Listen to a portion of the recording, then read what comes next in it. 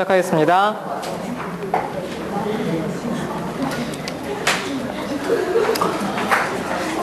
자, 통계 종류, 기술 통계, 추론 통계로 나눕니다. 주어진 자료를 분석하고 요약해서 표본의 특성을 알고자 하는 건 기술 통계고요. 여기에 근거해서 모집단의 특성을 추론하는 것을 추론 통계라고 합니다. 주어진 자료를 요약하는 건 기술 통계, 여기에 근거해서 모집단의 특성, 이걸 다른 말로 진리라고 합니다. 진리. 그러니까 저는 알코올 중독에 대해서 연구를 하고 일반적인 알코올 중독에 대해서 알고 싶어서 이제 연구를 했겠죠. 그런데 제가 연구한 대상은 대략 200명 정도 되는 사람들입니다. 하지만 그 사람들에게 관심 있는 게 아니라 내가 궁극적인 관심 있는 대상의 특성을 추론하는 거, 그리고 내가 연구한 결과가 다른 상황에서도 그렇게 일어날지 아닐지를 결정하는 거, 이게 진리인지 아닌지를 결정하는 거, 모집단의 특성을 추론하는 거, 진리인지 추론하는 거, 이게 이제 추론 통계입니다. 같은 얘기입니다, 다. 그래서 크게 두 가지로 나눌 수 있다. 왜 그럼 주어진 자료를 요약해야 되느냐? 주어진 자료들이 모두 다르기 때문에 그렇습니다. 그런 특성을 별량이라고 합니다. 그런 특성.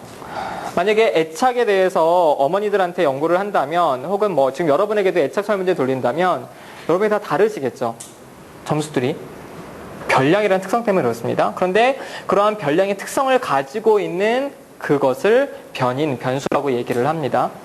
그리고 변인과 변수가 다양한 정도, 이거를 변산성이라고 얘기를 합니다. 변산성. 조금씩 다르지만, 헷갈리지만, 비슷하지만 다른 부분들이 있습니다. 자, 그럼 변산성이 왜 생기느냐? 사람마다 다르기 때문에 생기고요. 측정할 때 오차가 생기기도 하고요. 측정 도구가 신뢰롭지 못하기 때문이기도 합니다. 측정 도구가. 사람들이 다르기 때문이기도 하고, 측정할 때 오차가 있기도 하고, 측정 도구가 신뢰롭지 못하기 때문이기도 하다. 그래서 이런 기술 통계에서 자료를 요약하는 방법으로는요, 빈도분포, 빈도분포 다각형, 히스토그램, 이렇게 그림으로 표현하는 방법들이 있고요. 여러분, 요거는 이제 중고등학교 때 다 좀 수학책에서 잠깐씩 보셨던 거예요. 근데 이제 우리가 여기에서는 집중 경향과 변사성의 통계량, 어떤 수치로서 자료를 요약하는 방법들을 주로 다루게 됩니다. 자, 일단 기술 통계를 수치로서 표현하는 대표적인 방법이 집중 경향의 통계량입니다. 최빈값은 가장 많이 나타나는 값. 만약에 애착 설문지가 0점부터 20점 만점인데 여기 계신 한 40분들한테 돌렸습니다. 그러면은 여러분의 수치 중에서 가장 많이 나오는 값이 뭐 25다. 그러면 0점부터 20점이라 그랬는데 25점이 안 나오겠죠? 0점부터 20점인데 뭐 15점이 나왔다. 그럼 누가 나한테 물어봤습니다. 야, 네 연구한 값들의 대표값이 뭐야? 대표값. 어느 점수에 몰려 있어? 그러면 저는 15점이에요 라고 얘기를 하겠죠? 그게 바로 최빈값을 얘기하는 겁니다. 그런데 최빈값보다는 중앙값을 쓸 때도 있습니다. 중앙값은 딱 50% 정도 되는 점수를 말해요. 그래서 0점부터 20점까지인데 50% 되는, 50% 비율, 사람들이 50% 정도 되는 40명이라고 하면 20번째, 순서대로 20번째 있는 사람의 점수를 얘기하는 것도 하나의 집중경향 통계래. 그거를 중앙값이라고 얘기를 합니다. 50%. 그리고 다 더해서 그 피험자수로 나누는 거를 바로 X바, 평균, 혹은 민의 약자 M을 이틀리티로 기울여서 이거를 평균이라고도 합니다. 자, 그런데 이렇게 집중 경향의 통계량만을 가지면은 다른 사람들, 여기서 이제 수치를 하나로 얘기하잖아요. 그럼 이렇게 수치를 하나로 얘기하면은 전체 분포의 모양이 감이 잡히지 않습니다. 0점부터 20점까지의 범위가 있는데 총 최대 가능한 범위가, 그런데 예를 들어 평균이 12점이야. 그러면은 40명이 모두 12점일 수도 있고요. 그쵸? 20명은 10점일 수도 있고 20명은 14점일 수도 있습니다.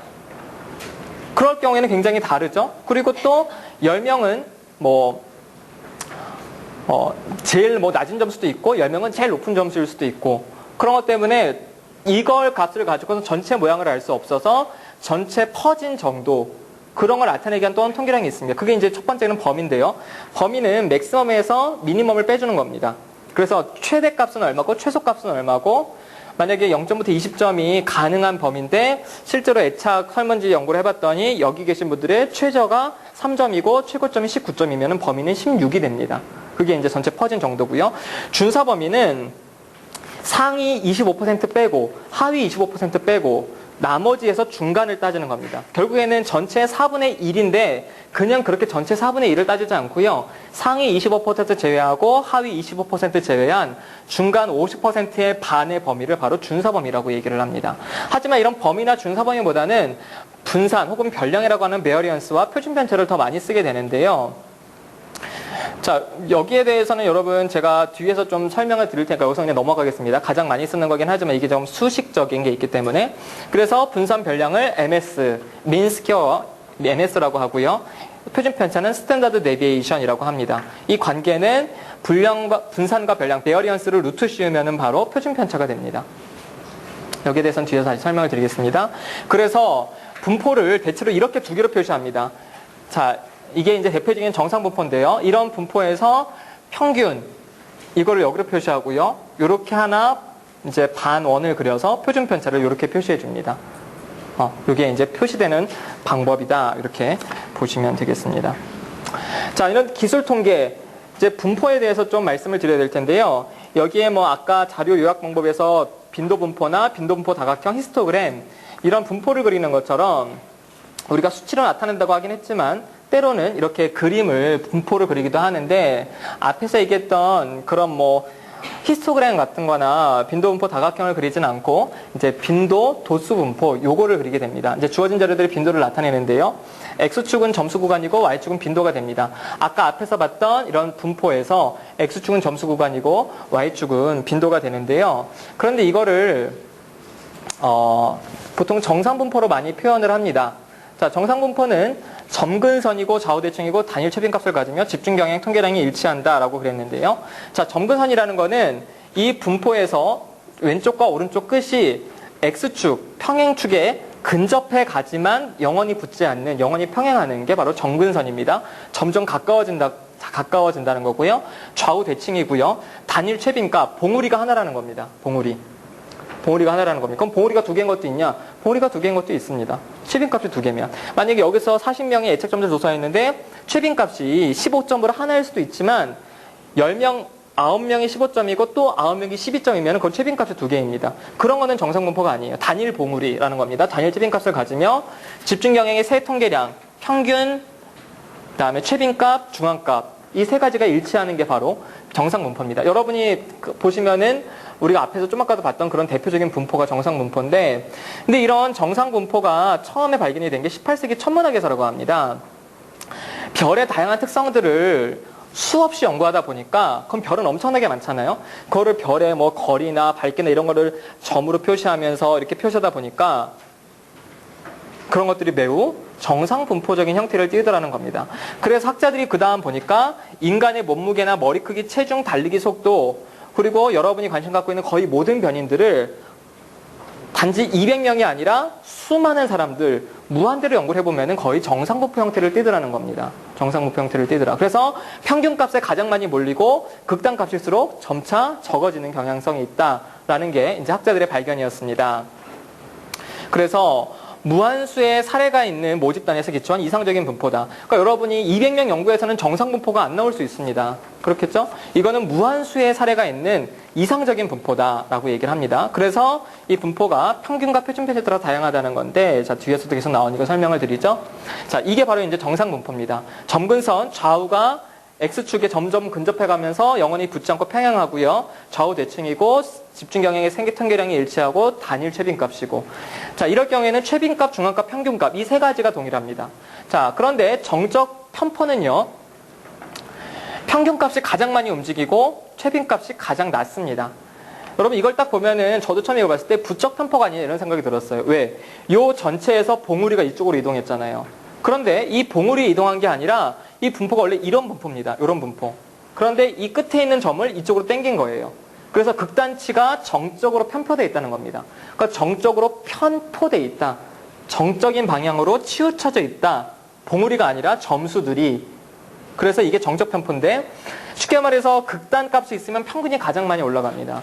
여러분 아프리카 나라들의 그런 뭐 국민소득 평균은요 생각보다 낮지 않습니다. 높습니다. 왜 높아요? 몇몇 사람들이 거의 되게 많은 부를 차지하기 때문에 극단적으로 잘 사는 사람도 있거든요. 이런 사람들이 평균을 확 끌어올립니다. 하지만 대부분의 사람들은 못 살죠. 대부분의 사람들은 못 살죠. 하지만 평균은 높게 되는 게 정적 편포입니다. 부적 편포는 반대입니다. 원리를 보시면 되죠. 자, 이제 분포에서 기술통계 분포가 아니라 추론통계 분포를 보겠습니다. 자, 추론통계는 주어진 자료, 포분에 근거해서 모집단을 추론하는 거죠. 그러니까 이렇게 추론을 할 때는 확률적으로 할 수밖에 없습니다. 왜? 내가 알지 못하는 상황에 대해서 뭔가를 결정하려면은 확실하다 아니다가 아니라 내가 이렇게 추론했을 때 맞을 가능성이 몇 %다. 확률적으로 추론할 수밖에 없죠. 그래서 지금도 일기예보, 요즘에도 일기예보는 옛날에는 비 옵니다 아닙니다 그랬는데 그게 많이 틀려버리니까 기상청에서도 확률로 얘기를 하죠. 비 올 확률이 얼마다. 왜? 그게 맞습니다. 그게 사실은 올바른 추론이죠. 그래서 추론 통계에서는 주로 확률 분포를 씁니다. 아까 기술 통계에서는 빈도 분포를 쓴다 그랬잖아요. 주어진 자료들의 빈도를 나타내는 빈도 분포를 쓴다면 추론 통계에서는 확률 분포를 쓰는데요. 확률 분포는 주어진 자료가 발생할 확률을 나타냅니다. 그래서 X축은 점수 분포로 똑같지만 Y축은 아까 빈도 분포에서는 빈도였다면 나타나는 빈도를 찍었다면 여기에서는 밀도입니다. 그리고 그 면적은 확률이 됩니다. 이게 좀 아까 빈도 분포랑 다른데 여러분 앞에 있는 빈도 분포랑 좀 비교해 보시면서 보시면 됩니다. 그런데 확률 분포 중에서도 정상 분포를 띈 확률 분포를 정상 확률 분포라고 합니다. 정상 분포가 뭡니까? 정분선이고 좌우대칭이고 단일 치빈값이며 집중경의 세 통계량이 일치하는 분포가 정상 분포죠. 그런데 그 분포가 확률 분포일 때는 바로 정상 확률 분포라고 쓰는데 평균이 뮤이고 표준 편차가 시그마인 모집단에서 여러분 이 평균이 뮤라는 거는 모집단의 평균을 뮤라고 합니다. 이거 이제 그리스어인데요. 영어의 m과 똑같습니다. 그런데 왜 m이라고 안 쓰냐? 이 뮤는 모집단의 특성을 우리가 추론하고 싶은 겁니다. 다시 말해서 정확하게 알 수 없는 겁니다. 그래서 글자도 이렇게 헬라어로 표현해 주고요. 표준 편차도 영어로는 SD, 스탠다드 데비에이션 SD에서 이렇게 구부려 주거나 SX를 써주긴 하지만 모집단의 표준 편차는 시그마를 써줍니다. 이게 이제 영어의 S와 똑같은 절자인데요. 평균이 뮤이고 표준 편차가 시그마인 모집단에서 변인 X가 이론적으로 발생할 빼셔야겠네요. 변인 X가 발생할 이론적인 확률의 분포입니다. 그래서 추론과 계산이 용이하기 때문에 이거를 쓴다는 겁니다. 전체 면적이 1이기 때문에요. 자, 이 논리가 뭔지 이 정상 확률 분포를 보시면 압니다. 이 정상 확률 분포는요, 아주 이상적인 분포입니다. 아주 이상적인 분포고 모집단에서는 아마 이렇게 돼 있을 거라는 거예요.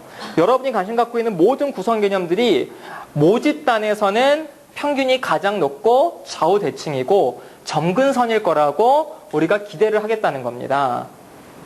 자, 여러분이 이거를 기대하지 않으시더라도 이거를 아셔야 되는 이유가 이 전체 면적이 1이기 때문에 이런 전체 면적이 1인 정상 확률 분포에서 확률을 계산을 할 수가 있습니다. 다시 말씀을 드리면요. 우리가 미래 상황을 예측하기 위해서 기준이 있어야 되잖아요. 그 기준으로 이 정상 확률 분포를 쓰겠다는 겁니다. 그런데 이 정상 확률 분포를 쓸 수 있는 이유는 뭐냐? 18세기 천문학자들이 연구를 해보니까 별처럼 정말 사례수가 많은 거에 빈도를 찍어보니까 거의 정상 분포고 인간이 가지고 있는 모든 특성도 점을 찍어보니까 거의 정상 분포에 가깝게 된다는 거예요. 그러니까 학자들이 야 그러면 정상 분포라는 거를 가정해도 되겠다 이렇게 이제 얘기가 되는 겁니다. 그러면 정상 분포를 가정을 하고 정상 확률 분포까지 생각을 하면은 이제 내가 이렇게 판단했을 때 내 판단이 맞을 확률이 몇 %인지 이 면적이 확률이라고 했기 때문에 그 확률을 계산할 수가 있게 됩니다. 그래서 학자들은 이 정상 확률 분포를 써서 이제 계산을 하기 위해서 이거를 끌어나오는 근거들을 천문학에서 발견이 됐고 인간의 대부분 특성도 그렇고 특히 이게 확률적인 게임이면은 이렇게 된다라는 그런 논리들을 피는 겁니다. 그래서 이게 좌우대칭이니까 딱 중간 여기가 50%죠. 근데 평균에서 1표준 편차 이상은 34.13%, 평균에서 1표준 편차 아래도 34.13%, 평균에서 1표준 편차 이상, 1표준 편차 이하는 68. 얼마인데 대략 68%. 평균에서 2표준 편차 아래 대략 95%. 정확히 말하면 평균에서 1.96이 45% 평균에서 마이너스 1.96이 평균 45% 평균이래. 그냥 45% 평균에서 1.96 이상, 1.96 이하가 합쳐서 95%인데 1.96이라면 헷갈리잖아요. 그래서 평균에서 대략 이 표준편차 이상 이하가 95%고 거의 대부분 모든 학자들이 95%를 그냥 노멀하다 이렇게 보고 극단적인 2.5%, 극단적인 2.5%를 앱노멀하다 이렇게 봅니다. 그래서 지능검사에서도 평균이 100이고 지능검사는 평균이 100이고 표준편차가 15거든요. 그럼 평균에서 130까지, 평균에서 70까지 여는 노멀 지능이라고 하고요. 70 이하를 정신지체라고 하고 130 이상을 영재라고 합니다. MMPI에서는 평균이 50이고 표준편차가 10입니다. 그래서 30에서 70까지를 노멀 레인지라고 하고 70 이상 되는 점수들을 유의미하게 해석하는 게 바로 이제 이런 논리에서 나오는 겁니다. 그래서 여러분 지능이 혹시 이상 가 있다. 여러분은 여기 계시면 안 되죠. 이렇게 맨사에 가셔야지. 여러분이 이 70 이하다. 그래도 여러분 여기 계시기 힘들 거예요. 그렇죠? 우리는 다 대체로 여기에 속해 있습니다. 이 논리가 뒤에서도 나옵니다. 자, 정상 확률 분포를 이용하기 위한 조건. 이제 표본에 근거해서 모집단을 추론할 때 우리는 논리가 이렇게 돼요. 어떻게든지 정상 확률 분포를 이용해보려고 지금 막 애를 쓰는 거예요. 그래서 정상 확률 분포를 이용을 해야 돼. 근데 조건이 필요해. 모집단이 정상 분포이면은 정상 확률 분포를 이용해서 우리가 의사결정을 할 수 있어. 그래서 모집단이 정상 분포면 표본의 수에 상관없이 그 분포를 사용해서 계산을 할 수가 있어. 그런데 모집단을 알 수가 없잖아요. 정상 분포지 아닌지. 모집단을 어떻게 알아? 모집단의 알코올 특성을 어떻게 알아요? 모르잖아요. 그래서 정상 분포가 아니라는 증거가 없으면 정상 분포로 간주할 수 있다는 겁니다. 왜? 경험적으로 학자들이 해보니까 대체로 정상 분포거든. 근데 정상 분포 아니라는 증거가 확실하게 있으면은 안 되지만 그게 없으면은 정상 분포로 생각할 수 있다는 겁니다. 바로 이제 이런 특성이죠. 그런데 모집단이 정상 분포가 아니라면은 그럼 이거 못 쓰냐? 이거 못 쓰면은 계산이 안 돼요, 지금. 근데 이거 써야겠죠. 그래서 나오는 게 바로 중심극한 정리입니다. 중심극한 정리도 중요한데 자, 무선적으로 표집하고 표본의 수가 커질수록 표집 분포는 정상 분포에 접근한다는 게 바로 중심극한 정리입니다. 참 통계를 할 때 참 이렇게 속상한 게 한국말인데 모르겠어요. 무선적으로 표집하고 표본의 수가 커질수록 표집 분포는 정상 분포에 접근한다. 외울 수는 있겠는데 그렇죠? 여러분이 여기서 왜 이해가 안 되시냐면 표집 분포라는 말을 처음 들으셨기 때문에 그럽니다. 자, 표집 분포가 뭐냐?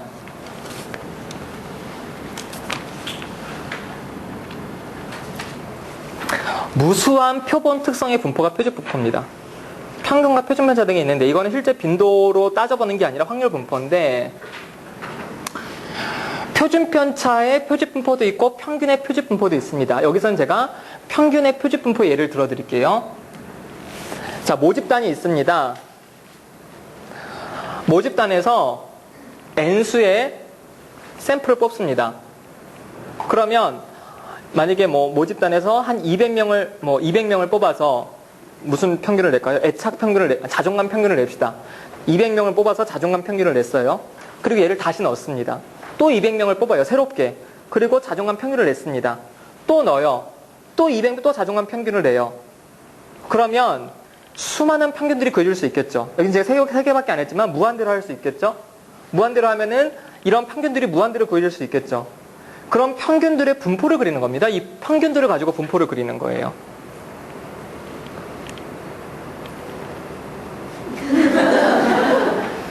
잘 만들었죠? 제가 봐도 기특해요. 그러면 재밌는 게 뭐냐면 이런 평균들의 평균은 모집단의 평균과 같다고 할 수 있습니다. 여러분 생각해 보세요. 자존감 설문지가 제가 알고 있는 게 10문항짜리고 1점부터 5점까지인가? 0점부터 4점까지인가 그러는데 아무튼 50점 만점이라고 합시다. 그럼 모집단의 자존감 평균이 있겠죠. 그게 얼마인지 몰라요. 얼마인지 모르는데 모집단에서 200명 뽑아서 자존감 연구해서 200명의 자존감 평균을 냅니다. 그럼 대략 30명이 나왔다고 합시다. 다시 다 넣고 새롭게 200명을 뽑습니다. 그러면 점수가 30점이 나올 수도 있지만 32점이 나올 수도 있고 40점이 나올 수도 있고 10점이 나올 수도 있겠죠. 그리고 또 넣어요. 또 뽑아요. 그러면 극단적인 점수도 나올 수 있겠지만 점수들이 대략 가운데에서 많아지게 됩니다. 그래서 평균의 평균이라는 개념이 생겨요. 근데 평균의 평균이 뭐냐? 그게 바로 모집단의 평균과 같다라고 얘기할 수 있는 거죠. 자, 그래서 표집분포의 평균은 표본 평균의 평균이다. 그리고 표집분포의 평균은 모집단의 평균이다. 다시 말해서 모집단의 평균을 어떻게 예측합니까? 표본 평균들의 평균으로, 다시 말해서 표집분포의 평균으로 모집단의 평균을 추론할 수 있다는 겁니다. 그럼 이제 이게 표준 편차가 되잖아요, 일반적으로는. 그런데 여기에선 이거를 표준 편차라고 안 하고 표준 오차라고 그럽니다. 이건 뭐냐? 표본 평균으로 모집단의 평균을 예측할 때 발생할 수 있는 오차의 대표값이라는 겁니다. 자, 예를 들어서 설정을 해놓읍시다. 가상적으로. 얘가 만약에 모집단의 평균이, 자존감의 평균이 25점이에요. 그러면 200명을 뽑아서 평균 수없는 평균들의 분포를 그릴 때 얘는 25점을 중심으로 서 있을 수 있다는 거죠.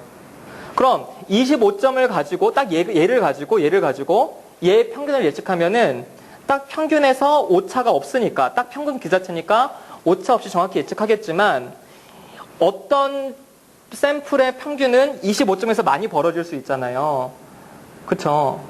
극단적으로 아주 자존감 높은 애들만 200명이 표집될 수도 있겠잖아요. 그런 애들은 이 정도로 가겠죠.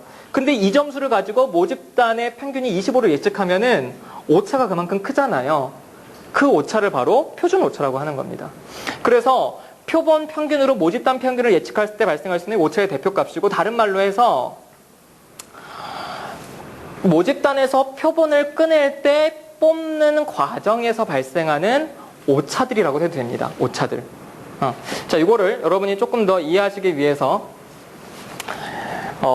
제가 예를 들을 텐데, 이 예는 무슨 예냐면요, 중심극한 정리의 예입니다. 자, 중심극한 정리 뭐였죠? 모집단이 정상분포가 아닐 경우에 쓰는 거죠. 무선적으로 표집하고 표본의 수가 커질수록 표집분포는 정상분포에 접근한다. 이제 중심극한 정리를 제가 예를 들려고 이거를 준비해 봤는데요. 자, 모집단은 1부터 10까지입니다. 이럴 경우엔 정상분포가 아니죠. 그렇죠? 정상분포는 뭡니까? 평균이 가장 많고 좌우 대칭인데 얘는 1, 2, 3, 4, 5, 6, 7, 8, 90. 이거는 절대로 정상분포가 아니잖아요. 모집단이 정상분포가 아닐 경우에도 표집분포를 구하면 어떤 게 생기느냐? n이 1인 표집분포라고 합시다. 그러면은 10개 중에서 눈 감고 하나를 뽑아요. 그럼 1이 뽑힐 수 있겠죠? 그럼 1이라고 해요. 그리고 다시 넣어요. 그러면은 확률적으로 또 2가 뽑힐 수 있겠죠? 하나씩 뽑으니까. 그럼 이 하나의 평균은 2니까 또 넣어요. 그러면은 표집분포도 이렇게 됩니다. n이 1이면 똑같아져요. 모집단이랑. 그럼 얘도 정상분포가 아니죠? 근데 평균은 5.5고 표준 오차는 3이 됩니다. 근데 여기서 n이 3인 표집분포를 뽑는다고 합시다. n이 3인 걸 뽑는다면요, 가장 적은 수로 뽑을다면은 1, 2, 3이 나오겠죠. 가장 적은 수를 3개 뽑으면, 그러면 1, 2, 3의 평균은 얼마입니까? 2죠. 가장 높은 수 3개를 뽑으면은 8, 90이겠죠. 그럼 평균은 9죠. 그럼 분포가 1을 뽑았을 때, 3 뽑았을 때 조금씩 가운데가 높아져 가죠. 얘의 평균도 5.5입니다. 그리고 표준 오차는 줄어들어요. 다시 말해서 얘를 가지고 얘를 예측을 할 때 생길 수 있는 오차가 얘보다는 줄어듭니다. n이 5인 분포를 뽑겠습니다. 그러면 1, 2, 3, 4, 5에서 뭐 5개를 뽑으면은 1, 8, 9, 7, 10 이렇게 뽑힐 수도 있겠지만 가장 작은 수로 뽑히면은 1, 2, 3, 4가 뽑힐 겁니다. 1, 2, 3, 4, 5의 평균은 3입니다. 그리고 가장 높은 수는 6, 7, 8, 9, 10. 평균은 8입니다. 그러면 얘의 평균은요 5.5고 표준 오차는 더 줄어듭니다. 자, 얘를 다 뽑아봅시다. 무한대로 뽑아요. 그럼 여기서 무한대로 뽑으면은 10개에서 무한대 10개 다 뽑겠죠. 10개 다 뽑아서 5.5입니다. 그쵸? 다시 다 넣어요. 10개 또 뽑아요. 그럼 또 5.5죠. 10 다 넣어요. 다 뽑아요. 5.5죠. 그러면 5.5 중심으로 쫙 쓰고 오차는 0이 됩니다. 다시 말해서 이 분포를 가지고 모집단의 분포를 예측할 때 생기는 오차는 없다는 거예요. 얘를 가지고 얘를 예측할 때 생기는 오차는 1.3 정도가 있고, 그게 바로 이게 중심극한 정리입니다. 그런데 여러분, 모집단이 세상에 1, 2, 3, 4, 5, 6, 7, 8, 90인 건 절대로 없습니다. 완벽하게 정상분포가 아니지만 대략 정상분포를 따르거나 혹은 좀 굴곡이 있어요. 그리고 제가 지금 극단적인 예를 들기 위해서 n이 10개인 거를 들었는데 n이 이것보다 더 크겠죠? 그러면은 중심각화 정리는 모집 단위 정상분포가 아니더라도 n수가 커질수록 표집 분포는 뭐에 가까워진다는 겁니까? 정상분포에 가까워진다는 게 바로 중심각화 정리라는 겁니다. 자,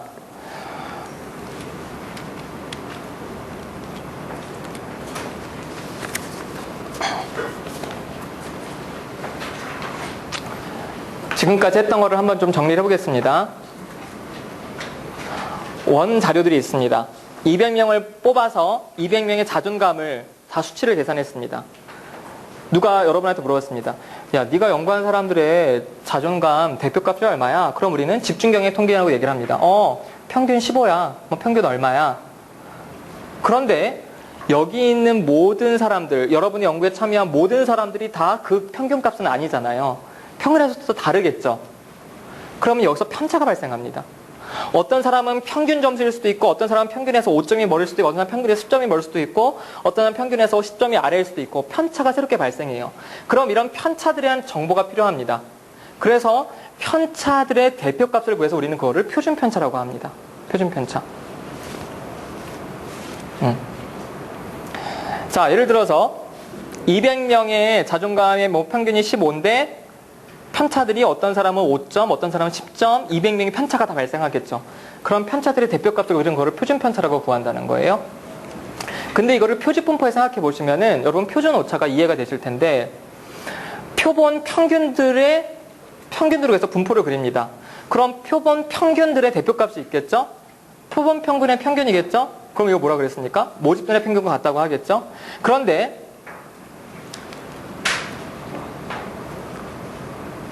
평균을 가지고 다른 사람의 점수를 예측할 때 평균으로부터 떨어진 정도, 이런 편차가 있는 것처럼 이런 표집분포의 평균을 가지고 예측할 때 마찬가지로 오차가 발생하게 됩니다. 그래서 표집 오차의 대표값을 표준 오차라고 합니다. 자, 이걸 어떻게 이렇게 좀 설명을 드려볼게요. 만약에 여러분이 모집단에서 200명을 뽑아서 200명의 평균을 가지고 알아냈습니다. 근데 200명의 평균이 만약에 자존감이 20점이에요. 그럼 20점을 가지고 모집단의 평균은 20일 거야 라고 예측했다고 합시다. 근데 알고 봤더니 모집단의 평균이 15예요. 그럼 5라는 차이가 나죠. 이게 오차 발생입니다. 그러면은 또 다른 200명을 또 모아보는 거예요. 그래서 200명의 평균을 또 내보니까 이번에는 25점이 나왔어요. 그럼 25점을 가지고 모집단을 또 예측할 때도 오차가 나겠죠. 이런 수많은 오차들이 있을 거 아니에요. 얘네들의 대표값이 표준 오차입니다. 얘네들의 대표값. 쉽게 말해서 표집 과정에서 발생할 수 있는 오차 수준의 대표값이 표준 오차다. 이렇게 되는 겁니다. 여러분 이 원리를 한번 생각해 보시면 이해가 되실 수 있을 거예요. 그럼 왜 편차가 하나는 오차냐? 편차는 주어진 자료들의 차이기 때문에 편차라고 하고요. 오차는 예측에 있어서 차이기 때문에 오차라고 얘기를 하는 겁니다. 자, 이제 이런 논리에 근거해서 여러분이 이제 가설 검증의 논리로 들어가게 되는데요. 자, 일단 연가설의 논리에 대해서 알아보겠습니다. 아까 제가 가정과 가설은 다르다 그랬죠. 가정은 여러 가지가 있을 수 있지만 가설은 서로 양립할 수 없는 그런 반대적인 가설만 있다. 그래서 가정은 모두 맞을 수 있지만 가설은 하나가 맞으면 다른 하나는 틀리는 게 가설이다 라고 말씀을 드렸습니다. 자, 이런 연가설을 이해하기 위해서 먼저 귀납법부터 아셔야 되는데요. 기타란 여러 가지 설명 구차하게 다 빼버리고, 기본적으로 우리는 진리추론의 방법에 있어 연역법보다는 귀납법이 더 우수하다고 생각합니다. 다시 말해서 어떤 전제를 깔아놓고 거기에 맞는 사례를 찾으면 진리를 올바로 볼 수 없다. 그래서 어떠한 전제도 하지 말고 자료들을 모아서 진리를 판단하자는 게 프랜시스 베이컨의 주장이었어요. 이게 근대과학이 따르는 거죠. 그래서 자료를 가지고 이게 맞는지 틀린지 예측하자는 겁니다. 근데 데이비드 휴미 그랬습니다. 야, 과거의 사례를 가지고 어떤 하나의 진실을 예측할 수 있냐? 웃기지 마. 그거는 불가능해. 그러면서 데이비드 휴미 들었던 얘가 검은 백조 문제예요. 그동안 서양 사람들은 백조가 다 희다고 생각했어요. 왜? 백조를 100마리 모으건 1000마리 모으건 10,000마리를 모아보니까 백조가 다 희거든. 백조가 희다고 믿었어요. 그리고 이게 귀납법의 논리에 맞는 진리라고 생각했습니다. 그런데 18세기 호주에서 검은 백조가 발견이 됐어요. 그러면 희다는 백조가 희다는 증거 10,000개가 있고 10,000개가 있더라도 검은 백조가 딱 한 마리 나타나니까 백조는 희다라는 사실이 금방 무너지는 거예요. 그래서 데이비드 휴먼은 그럽니다. 우리가 어떠한 진리를 알기 위해서 귀납법을 통해서 열심히 자료를 모으더라도 미래에 이것과 반대되는 케이스가 딱 하나만 나타나면은 그 진리는 그냥 허무하게 무너진다라는 거예요. 많은 사람들이 근데 그렇게 할 수밖에 없죠. 여러분이 만약에 어떤 남자랑 결혼을 하거나 사귈 때 이 남자가 그동안 나한테 잘해준 걸 가지고 아, 이 남자는 이동안 잘해서 앞으로 잘할 거 생각하잖아요. 그래서 우리가 뒤통수 맞잖아. 인간들이 달라지거든. 그게 우리의 인식론의 한계. 그래서 데이비드 휴먼이 귀납법은 너무 오류가 많다. 이렇게 얘기를 했는데 칼 포퍼가 나타나서 하지만 여전히 가능성이 있다. 그걸 가지고 이제 칼 포퍼가 연가설의 논리를 얘기를 합니다. 다시 말해서 칼 포퍼는 이런 얘기를 합니다. 우리는 무엇이 맞다라고는 확실하게 얘기할 수 없지만 우리는 무엇이 틀렸다라고는 확실하게 알 수는 있다. 그쵸? 어떻게 하면 됩니까? 어떠한 사실이 맞다는 객관적인 증거 100개를 모아도 미래에 그것과 반대되는 증거 딱 하나 나타나면 무너지기 때문에 그건 할 수 없다는 거예요. 그런데 어떠한 사실이 틀렸다는 사실은 틀렸다는 걸 증명하려면은 이것과 반대되는 딱 한 케이스만 있으면 된다. 그게 연가설의 논리입니다. 아니 그러면 좀 이상하잖아요. 나는 내가 주장하고자 하는 가설을 맞다고 증명하려고 데이터를 모으는 건데 그럼 포퍼는 그러면은 자기가 주장하고자 하는 것을 틀렸다고 연구를 하자는 꼴이 되잖아요. 근데 그게 아니라는 거죠. 그래서 포퍼는 자기가 주장하는 거에 반대되는 가설이 틀렸음을 증명하자. 그래서 상대적으로 내가 맞았음을 얘기할 수 있다라고 얘기를 하는 거예요. 이게 그 유명한 반증 가능성의 원리입니다. 그래서 칼 포퍼가 뭐라 그랬냐면 어떠한 가설의 반증 가능성이 있는 것만 과학이다. 그래서 프로이트의 이론도 과학이 아니고 칼 막스의 이론도 과학이 아니다. 이렇게 이제 제껴버립니다. 그게 이제 칼 포퍼의 논리예요. 그래서 지금 과학적인 학문과 비과학적인 학문은 칼 포퍼의 논리대로 갑니다. 근데 이 칼 포퍼의 논리를 뒤집은 사람이 이제 토마스 쿤, 그 패러다임 논리가 그러죠. 어쨌든 그래서 이제 연가설. 그래서 이게 웃게 되는 게 심리학에서, 그러니까 이건 심리학만 아니라 모든 과학에서 연구자들은요, 자신이 주장하고자 하는 가설이 아니라 자신이 주장하고자 하는 주장을 틀렸다고 하는 연가설을 세워놓고 이 연가설을 기각함으로써 상대적으로 내가 주장하고자 하는 대립가설, 대안가설을 채택하는 현상이 됩니다. 그래서 칼 포퍼는요, 내가 맞았다는 걸 증명할 수 없다는 거예요. 단 뭐만 증명할 수 있다는 겁니까? 내가 틀리지 않았다는 것은 증명할 수 있다는 거죠. 그래서 여러분은 여러분의 남자친구가 괜찮은 사람인지는 알 수 없다는 거예요. 평생. 왜? 막판에 뒤통수를 수 있거든. 그래서 어떻게 했다는 거예요? 이 인간이 이상한 인간은 아니라는 사실만 알 수 있다는 거예요. 그러면 괜찮을 인간일 가능성이 많은 쪽이라는 거죠. 하지만 늘 불확실합니다. 우리의 미래는. 자, 그래서 되게 좋아하시는 분이 계시네요. 자, 연가설을 기각하는 방법. 연가설이 맞다는 전제에서 자료들의 가능성을 계산합니다. 이게 표집분포예요. 연가설이 맞다는 전제에서 자료들의 가능성을 계산을 해서 이 표집분포에서 실제 자료가 어느 정도에 위치하는지를 계산을 하는 겁니다. 그래서 확률을 계산을 해서요. 우리가 세워놓은 유의 수준보다 그 확률이 작으면 혹은 기각 영역에 포함되면 기각함으로써 반대적으로 대입가설을 채택할 수 있다는 겁니다. 자, 이 논리에 대해서 설명을 계속 드릴게요. 반증과 기각의 결정 기준이 바로 유의 수준인데요. 자, 여러분 이렇게 얘기하면 됩니다. 연가설이 맞다는 전제하에서 내가 모은 자료가 일어날 확률이 5%가 안 되잖아요. 그러면은 가설과 자료가 일치하지 않는다라고 보는 겁니다. 다시 말해서 이런 일은 거의 일어나지 않는다고 보는 거예요. 그러면은 그 가설을 기각하게 되는 겁니다. 그 기준이 바로 유의 수준입니다. 여러분 어떠한 일이 일어날 확률이 5%, 1%, 0.1% 앞에 0이 없습니다. 그래서 5%, 1%, 0.1%죠. 이 정도로 작으면, 이 이하로 작으면 그 일은 일어나지 않는다라고 판단하는 게 맞다는 겁니다. 이게 무슨 얘기냐? 여러분 혹시 로또 하시나요? 만약에 여러분이 합리적인 인간이시라면 여러분은 로또를 하시면 안 돼요. 왜? 여러분이 로또를 해서 당첨될 확률은 0.0000123%입니다. 그래서 합리적인 인간들은 로또를 거의 하지 않습니다. 왜? 그런 일은 나한테 일어나지 않는다고 보기 때문에. 여러분 제가 대통령 선거에 나와서 대통령에 당선될 확률이 몇 %일까요? 0%는 아니겠죠. 세상에 0%는 없습니다. 분명히 있습니다. 근데 저는 안 나갈 거예요. 왜? 너무 작잖아. 허경영 씨는 계속 나가실 거지만 근데 허경영 씨는 당선될 확률이 저보다 높을걸요? 어쨌든. 그래서 우리는 확률이 없기 때문에 안 하는 게 아니라 확률이 낮기 때문에 안 하는 겁니다. 여러분이 로또에 당첨될 확률이 없는 게 아니에요. 낮기 때문에 안 하는 거죠. 그럼 얼마나 낮아야 안 하는 거냐? 보통 과학자들은 기준을 5%로 잡습니다. 자, 여러분 이렇게 생각해 보세요. 여러분 로또 당첨될 확률이 100%입니다. 그럼 하시겠습니까? 안 하겠습니까? 하죠. 80%입니다. 하겠습니까? 하죠. 50%입니다. 해요. 40, 30, 20, 10%도 합니다. 몇 번 중에 한 번이니까. 근데 5%로 내려가면은 애매해져요. 그렇죠? 그래서 우리 때는 안 하는 쪽으로 선택하는 게 합리적이라는 겁니다.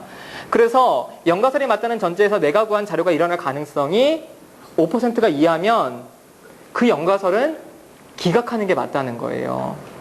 그리고 뭘 채택합니까? 연가설이 반대되는, 그래서 내가 주장하고자 하는 대립가설을 채택하는 겁니다. 그래서 기각 영역을 양쪽에서 잡을 수도 있고 한쪽에서 잡을 수도 있습니다. 왜? 표집분포에서 계산하는 거니까. 표집분포에서 면적은 확률이라고 얘기를 했거든요. 그래서 연가설이 맞다는 전제 하에서 기각 영역을 설정해놓고 내가 구한 데이터가 이 기각 영역 쪽에 오면은 이 자료는 이 데이터에 어울리지 않아. 너무 극단적이야. 그럼 두 개가 안 맞아. 그런데 데이터는 실제고 가설은 가설이야. 그러면 뭘 틀렸다고 합니까? 가설을 틀렸다고 하고 뭘 채택합니까? 그걸 채택하는 겁니다. 그러니까 여러분 이거 있잖아요. 이 남자가 괜찮은 남자였고 안 괜찮은 남자, 그건 가설이에요. 여러분이 데이터를 모아봤습니다. 그런데 이 남자가 괜찮다고 하는 가설에서 모은 데이터가 너무 극단적이에요. 이 가설과 안 어울려요. 그럼 여러분 가설을 포기합니까? 데이터를 포기합니까? 가설을 포기해야 맞죠. 그렇죠? 그런 논리가 바로 여기에 들어가는 겁니다. 그런데 이제 여기에 오류가 있습니다. 낮은 확률을 기각하는 게 합리적인 의사결정인데 문제는 낮은 확률도 발생 가능한다는 거예요. 여러분이 5% 수준을 기준으로 잡고 내가 로또 당첨 확률이 5%가 안 됐을 때 나는 로또를 하지 않겠다라고 해버리면은 여러분은 여러분의 의사결정이 틀려서 로또 당첨될 확률을 놓칠 가능성도 5%가 있다는 겁니다. 그렇죠? 그래서 합리적인 사람들은 한 번에 몇 억을 못 버는 거예요. 너무 합리적이셔서. 그래서 합리적이지 않으신 분들이 그런 돈을 가지시는 거죠. 이게 이제 일종 오류입니다. 그래서 연가설이 참인데 연가설을 기각하지 못하는 것은 올바른 의사결정이고 연가설이 거짓인데 연가설을 기각하는 것도 올바른 의사결정이지만 연가설이 맞는데 연가설을 기각하는 것은 잘못된 오류고요. 연가설이 틀린데 연가설을 기각하지 못하는 것도 잘못된 오류입니다. 이거를 1종 오류, 2종 오류라고 합니다. 여러분 이것도 좀 이해가 금방 안 되시더라도 일단은 좀 외워놓으세요. 제가 다시 좀 설명을 드릴 텐데요. 이 알파는 1종 오류는 유의 수준과 똑같습니다. 내가 연가설이 5% 이하가 되면 기각하겠어라고 한다면 여기서 이제 기각 영역을 잡는데요. 데이터가 여기에 위치했습니다. 그러면 이 데이터는 기각 영역에 들어갔어. 이 연가설이 맞다는 분포랑은 안 어울리고 오히려 대립가설과 더 잘 어울려. 대립가설의 중간 정도에 있으니까. 그래서 연가설이 틀리다고 기각을 했는데 이 데이터도 아주 극단적인 확률이긴 하지만 연가설에 포함될 확률이 분명히 존재하잖아요. 확률이 낮은 것뿐이지. 이게 1종 오류라는 겁니다. 반대적으로 이거는 올바른 의사결정이죠. 연가설이 맞기 때문에 연가설을 기각하지 않는 오류. 자, 이게 2종 오류입니다. 연가설이 틀렸어요. 연가설이 틀렸는데도 여러분 얘 입장에 생각해 보세요. 기각 영역에 들어오지 않았잖아요. 그러니까 얘랑도 어울리는 것 같죠. 연가설과도. 그런데 알고 보니까 얘는 이 대립가설일 수도 있는 거예요. 그래서 얘가 얘의 기각력에 들지 않아서 기각하지 않았는데 사실은 대립가설에 속해서 연가설이 틀렸는데도 연가설을 기각하지 못한 오류가 2종 오류고요. 자, 연가설이 틀렸을 때 연가설을 기각할 수 있는 확률이 바로 검정력입니다. 1-베타. 그래서 1종 오류와 2종 오류는 이렇게 마주보고 있습니다. 1종 오류를 줄이기 위해서 얘를 이렇게 작게 하잖아요. 그럼 베타가 점점 커집니다. 얘가 이렇게 점점 커져요. 그럼 2종 오류를 줄이기 위해서 1종 오류를 크게 할 수도 없습니다. 서로 맞물려 있기 때문에 이런 이제 1종 오류를 줄이려면 2종 오류가 증가, 그 역도 성립하게 됩니다. 자, 그래서 1종 오류를 줄이려고 이 기각하지 못하는 영역을 크게 잡으면은 2종 오류가 커지고 2종 오류를 줄이려고 기각을 많이 해버리면 1종 오류가 커지게 됩니다. 여기서 의사결정의 목표는요, 1종 오류를 줄이는 쪽으로 맞춰지게 됩니다. 왜? 1종 오류의 결과가 더 치명적입니다. 보셨나요? 보셨길 바랍니다. 그래야 이해를 잘 하실 테니까. 자, 여기에서 박중훈이 연기는 잘 못하대요. 근데 나이가 들었어. 박중훈이 기상학자예요. 그래서 쓰나미가 올 거라고 경고를 합니다. 근데 그 경고를 그 방재청장이 안 믿어요. 왜? 지금까지 쓰나미가 온 적이 없고 쓰나미가 온다고 했는데 안 오면 그 책임 누가 질 거냐 이렇게 나옵니다. 그래서 그 방제천장은 만약에 여러분 보세요. 기존의 평상시가 이제 영가설입니다. 아무 일도 없을 거다. 그런데 아무 일도 없기 때문에 이거를 그냥 받아들이고 쓰나미가 오는지 관찰해보자, 기다려보자, 아무 조치도 취하지 않았어요. 근데 쓰나미가 안 오면은 아무 일도 없었던 평상시 업무가 됩니다. 그런데 만약에 쓰나미가 안 온다는 영가설을 박중훈의 데이터로 기각하고 쓰나미가 올 거다라고 예보를 했어요. 사람들 대피를 다 시켰습니다. 그 몇만 명 되는 해운대 사람들을. 근데 쓰나미가 안 왔어요. 그럼 뭡니까? 해고예요. 그쵸? 그래서 여러분 이거 보세요. 요걸 한번 보세요. 이것도 오류잖아요. 쓰나미가 안 온다고 고집을 풀이면서 박중훈의 얘기를 무시했습니다. 그런데 쓰나미가 왔어요. 그럼 여러분 이게 더 클 것 같죠? 근데 그 영화를 보시면요. 박중훈의 얘기를 하다가 안 됐다가 위에서 지시가 내려오니까 그 얘기를 받아 그때 대피를 시킵니다. 그럼 어떻게 됩니까? 감봉돼요. 왜? 이 방제청장은 쓰나미가 불어닥치는 순간에도 쓰나미 안 온다고 하진 않았어요. 쓰나미가 오기 바로 전에 쓰나미를 보고 야 쓰나미 온다 대피시켜 이렇게 얘기를 했어요. 그럼 나중에 감찰에 뜨겠죠? 왜 미리 쓰나미 예측하지 못했냐? 아 쓰나미 가능성이 있기는 했지만 확실하지 않았다. 그래서 우리는 계속 관찰하고 있었다. 그리고 나는 쓰나미 발생하기 2분 전에 쓰나미 온다고 난 예보해서 보냈다. 그럼 여러분 그 사람은 감봉되고 맙니다. 그렇죠? 그런데 만약에 쓰나미가 안 온다는 평소의 입장을 꺾고 박중훈 얘기를 듣고 대피를 시켰어요. 근데 쓰나미가 왔어요. 그럼 뭡니까? 잘 예측했죠. 그럼 표창받고 포상받고 승진합니다. 그래서 의사결정의 목표는 뭡니까? 가장 최악의 상황을 줄이고 이 가능성을 높이는 게 의사결정의 목표예요. 여러분 이게 우리의 일상생활에서 늘 나타나는 겁니다. 그래서 1종 오류와 2종 오류 중에 어떤 게 더 사람들은 싫어합니까? 1종 오류를 더 싫어하고요. 검정력은 키우려고 하는 겁니다. 그래서 검정력은요. 영가설이 거짓일 때 영가설이 기각할 수 있는 확률이 1-베타다. 자, 그럼 검정을 높이는 방법이 있습니다. 어떻게 높이느냐? 영가설과 대립가설의 차이가 클수록 검정력이 높아집니다. 검정력은 1-베타다라고 말씀드렸습니다. 그걸 한번 보세요. 영가설과 대립가설을 제가 그려놨습니다. 왼쪽보다 오른쪽의 차이가 크죠? 자, 크죠? 이게 이제 빨간 게 1종 오류고 이 연두색이 검정력입니다. 요게 1종 오류고요. 이게 1-알파고 대립가설에서 요게 베타고요. 요 파란색 영역이 바로 검정력이 됩니다. 그러면 한 일방향으로 이렇게 잡았을 때 얘보단 얘가 더 검정력이 커지겠죠. 그래서 영가설과 대립가설의 차이가 클수록 검정력은 높아지고요. 표본의 크기가 크고 모집단의 분산이 작을수록 여러분 이건 지금 표집 분포입니다. 이런 어떤 분포들은요. 표집 분포라고 생각을 하시고요. 모집단의 크기가 큽니다. 그럼 분모가 커지죠. 그리고 모집단의 분산이 작아집니다. 표준 편차가 작아져요. 그럼 분자가 작아지죠. 그럼 얘보다 얘가 확 줄어드는 거예요. 그럼 분포가 더 홀쭉해지거든요. 자, 그럼 이런 대립가설 분포도 그렇게 되겠죠? 그러면 이 영역이 훨씬 크다는 겁니다. 여러분 이게 표준오차잖아요. 표준오차. 표집분포의 표준편차가 표준오차라 그랬죠? 표준오차가 크면은 홀쭉해집니다.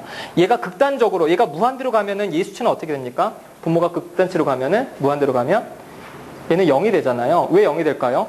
모집단의 모든 가능성을 다 뽑아서 평균을 내고 또 넣고 다 뽑고 그럼 계속 같은 점수가 나오잖아요. 그럼 표준오차는 없어지기 때문에 그렇게 생각하시면 됩니다. 다음에 유의수준이 클수록 유의수준이 아까 0.05일 수도 있고 0.01일 수도 있고 0.00일 수도 있는데 이건 0.01이면요. 이 정도가 되고 0.05면 이렇게 커지죠. 그럼 1-베타도 얘가 커집니다. 그래서 검정력이 커지고요.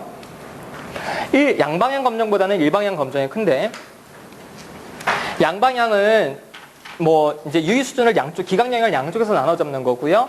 일방향은 이렇게 한쪽에서 잡는 겁니다. 그러면 어차피 1-베타는 대립가설 쪽에 있는 영역이기 때문에 얘보다는 일방향 검정이 더 크다는 것을 알 수 있습니다. 예. 그래서 여러분이 이제 검정을 높이는 방법 이거는 되게 자주 중요한 부분입니다. 그래서 검정을 높이는 방법에 대해서 뭐 써보시고 얘기를 하라 그러면은 이렇게 4가지를 얘기를 하시면 됩니다. 자. 자, 이제 본격적인 통계 검정 방법의 종류 들어가겠습니다. 통계 검정 방법은 크게 모수적 기법과 비모수적 기법이 있습니다. 자, 모수적 기법으로는요, 지검정, T검정, F검정이 있고, 비모수적 기법으로는 대표적으로 카이자산 검증이 있습니다. 자, 그러면 이런 검정들을 언제 쓰는지 예를 가지고 한번 보시죠. 자, 먼저 모수적 기법에서 지검정입니다. 단일 표본 평균에 대한 검정인데요. 모집단의 평균과 모집단의 표준 편차를 알 때 지검정을 씁니다. 여러분, 이런 게 중요합니다. 지검정은 단일 표본의 평균은 차이를 아는 건데 모집단의 특성을 모두 알 때 지검정을 쓴다. 자, 예를 들어서 전국 학력 평가를 했습니다. 그래서 전국 평균, 여러분 이럴 때는 모집단이 우리나라 학력 평가를 본 아이들이 됩니다. 이럴 때는. 그래서 전국 평균이 80점이에요. 근데 표준 편차가 10입니다. 모집단의 평균과 표준 편차이기 때문에 이거를 뮤와 시그마로 썼습니다. 그런데 아침마다 명상을 시켰어요. 어떤 학교에서 어떤 교사가 자기 반 아이들을. 그랬더니 그 아이들의 평균은 85고 표준 편차가 옵니다. 그러면 명상 효과가 있습니까? 이걸 묻는 겁니다. 명상을 안 한 대체 대부분의 아이들은 평균이 80인데 명상한 애들은 평균이 85예요. 그러면 이게 차이가 있습니까? 여러분 이렇게 물어보시면은 뭐 당연히 차이가 있지라고 보시지만 여기서 묻는 거는 이 차이가 우연한 차이 이상입니까? 이걸 묻는 거예요. 그럼 여기서는 우연한 차이가 뭡니까? 표집 오차, 그러니까 표준 오차를 묻는 겁니다. 다시 말해서 전국에서 50명을 뽑아서 명상을 시켰을 때 혹시 똑똑한 애들이 우연하게 뽑힌 게 아니냐. 그러면 똑똑한 애들이 우연하게 뽑힐 수 있는 표집의 오차의 가능성을 고려해 주는 겁니다. 그게 바로 표준 오차죠. 자, 그래서 모집단에서 어떤 샘플을 뽑아서 샘플의 평균과 모집단의 평균을 비교할 때 바로 지검정을 쓰는데요. 자, 여러분 이 수치를 보시면은 표본 평균과 모집단의 평균이 표집 과정에서 벌어지는 일반적인 오차, 표준 오차에 비해서 얼마나 큰지 작은지를 따져 묻는 겁니다. 그럼 집값이 커야겠습니까? 작아야겠습니까? 오차에 비해서 우리가 관심 있는 차이가 커야겠어요? 작아야겠어요? 그렇지, 커야 되죠. 네, 다 속으로 그렇게 말씀하셨죠? 여러분이 학원에 다녔을 때 학원에 다녀서 일어난 성적의 차이가 여러분이 평소 그냥 혼자 낑낑대서 하다가 우연하게 벌어지는 어떤 성적의 향상보다는 커야 학원에 의미가 있는 것처럼 그렇잖아요. 그래서 우연한 차이에 비해서 우리가 관심 있는 차이가 커야 되는 겁니다. 이게 바로 지검정입니다. 그래서 모집단, 이게 중요합니다. 모집단의 평균과 표준 편차를 알 때. 그런데 현실적으로 모집단의 표준 편차를 아는 게 어렵습니다. 그때는 T검정을 써요. 학력 평가 결과 전국 평균은 아는데 전국 표준 편차는 몰라요. 근데 내가 관심 있게 연구한 50명의 평균 표준 편차는 알죠. 그러면 이때 똑같은 질문을 하는 겁니다. 이 차이가 유의미한 차이냐? 이렇게 묻는데 앞의 수치에서는 루트 n분의 시그마가 있었습니다. 공식에서. 근데 여기에서는 루트 n분의 시그마가 아니라 표본의 표준 편차를 써줍니다. 표본의 표준 편차를 써주고 자유도라는 어떤 조건이 따라옵니다. 자유도라는 조건. 여러분 이거에 대해서 지금 끙끙 대실 필요는 없고요. 하여튼 논리만 아시면 돼요. 그래서 모집단의 평균만 알 때는 이제 T검정을 써준다. 이렇게 하는 겁니다. 그런데 현실적으로 모집단의 특성을 알 수가 없습니다. 물론 이렇게 교육학에서는 전국 평균을 구해서 전국 평균이 모집단을 생각하면 되지만 여러분이 관심 있는 변인들은 교육학에서 말하는 것처럼 이렇게 어떤 학생들을 대상으로 하는 게 아니기 때문에 일반적인 상황에 대해서 알고 싶은 거기 때문에 여러분 일반적인 모집단의 자존감 평균을 올리면 알 수가 없어요. 그래서 현실적으로 앞에서 얘기했던 지검정과 단일 표본 평균의 T검정을 거의 안 씁니다. 현실적으로. 가장 많이 쓰는 것 중에 하나가 바로 두 독립 표본 평균의 차이인 T검정인데요. 자, 전국적인 연구를 할 수가 없어요. 여러분, 교사입니다. 근데 여러분이 명상효과 있는지 알고 싶어요. 그러면은 옆에 교사한테 부탁을 해서 옆에 교사의 아이들은, 그 반의 아이들은 일상적인 아침을 보낸 아이들입니다. 그래서 걔네들의 학력평가 결과 점수가 82점이 나왔어요. 평균이. 표준편차가 3이 나왔습니다. 근데 우리 반은 아침마다 명상을 시켰어요. 평균 85, 표준편차 5가 나왔습니다. 그러면 명상 효과가 있다고 할 수 있습니까? 여러분 여기에서 또 3 차이가 있네 이렇게 따지시면 안 돼요. 이 3 차이가 뭐에 비해서? 표준 오차에 비해서. 쉽게 말해서 두 아이들이 처음에 학급 배정이 될 때 물론 학교에서 여러분 학교에서 학급 배정할 때도 학급 배정 어떻게 합니까? 학급 배정 이렇게 제비뽑기로 하나요? 그렇게 안 하죠. 뭐대로 자르죠? 성적대로 자릅니다. 그렇죠? 그게 뭡니까? 블록화. 5개 반인데 애들이 200명이에요. 성적대로 쭉 나열해요. 그러면 5명이면은 1, 2, 3, 4, 5등까지 잘라서 이 5개 반에서 랜덤하게. 그렇게 하죠. 만약에 한 블록에서 가장 상위에 있는 애들을 일반으로 보내면 일반 성적이 항상 높겠지만 랜덤하게 굉장히 블록하네요. 근데 어쨌든 그렇게 했는데도 이 성적을 1학년 성적을 가지고 했는데 이게 2학년 배치가 받을 때 1학년 애들 중에 그때 스트레스가 너무 심해서 우연하게 성적이 안 좋아하는 애들이 있어요. 실제로는 좋아하는데. 그래서 우연하게 아침마다 명상을 하는 50명 반의 애들이 실제로도 똑같이 들어갈 수도 있잖아요. 그런 쉽게 말해서 애들을 나누고 애들을 그렇게 할 때 오차에 비해서 이게 크다고 따질 수 있는지 묻는 겁니다. 자, 그런데 여기에서 이제 제가 이제 그 양방향 검정과 일방향 검정을 좀 설명드리기 위해서 갖고 왔는데요. 양방향 검정은 일단 연구자는 명상 효과가 있다. 그래서 명상한 집단과 명상하지 않은 집단은 서로 다르다. 이렇게도 가설을 설정할 수 있지만요. 연가설은 그래서 반대되는 가설이 두 집단은 차이가 없다지만 명상을 한 아이들이 명상을 하지 않은 애들에 비해서 학업 성적이 높을 것이다. 이런 주장을 하기 위해서 연가설은 뒤집으니까 일상적인 반 아이들은 명상을 한 아이들보다 더 높다. 뭐 이상이다. 이렇게 가설을 설정할 수도 있습니다. 여러분 여기서 연가설은 뭡니까? 연구자의 주장과 반대되는 가설이라는 거예요. 그래서 연구자는 단지 두 집단 간 차이가 있는지를 알고 싶기도 하고 한편으로는 내가 관심 있게 한 애들이 얘네보다 더 높은지도 알고 싶기도 하는 겁니다. 가설을 어느 쪽으로 설정해줘도 상관은 없습니다. 왜? 우리는 보통 이렇게 가설을 설정해야 될 것 같지만요. 양방향 검정으로 하면은 일방향 검정이 거의 기각이 되기 때문에 그렇습니다. 자, 여기에 대해서는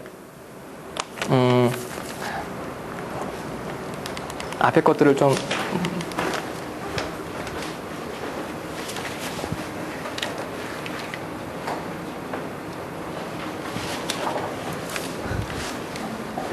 자, 여러분 이렇게 생각해 보세요. 양방향 검정으로 기각이 되면은 일방향 검정을 했을 때는 당연히 기각이 됩니다. 그렇죠?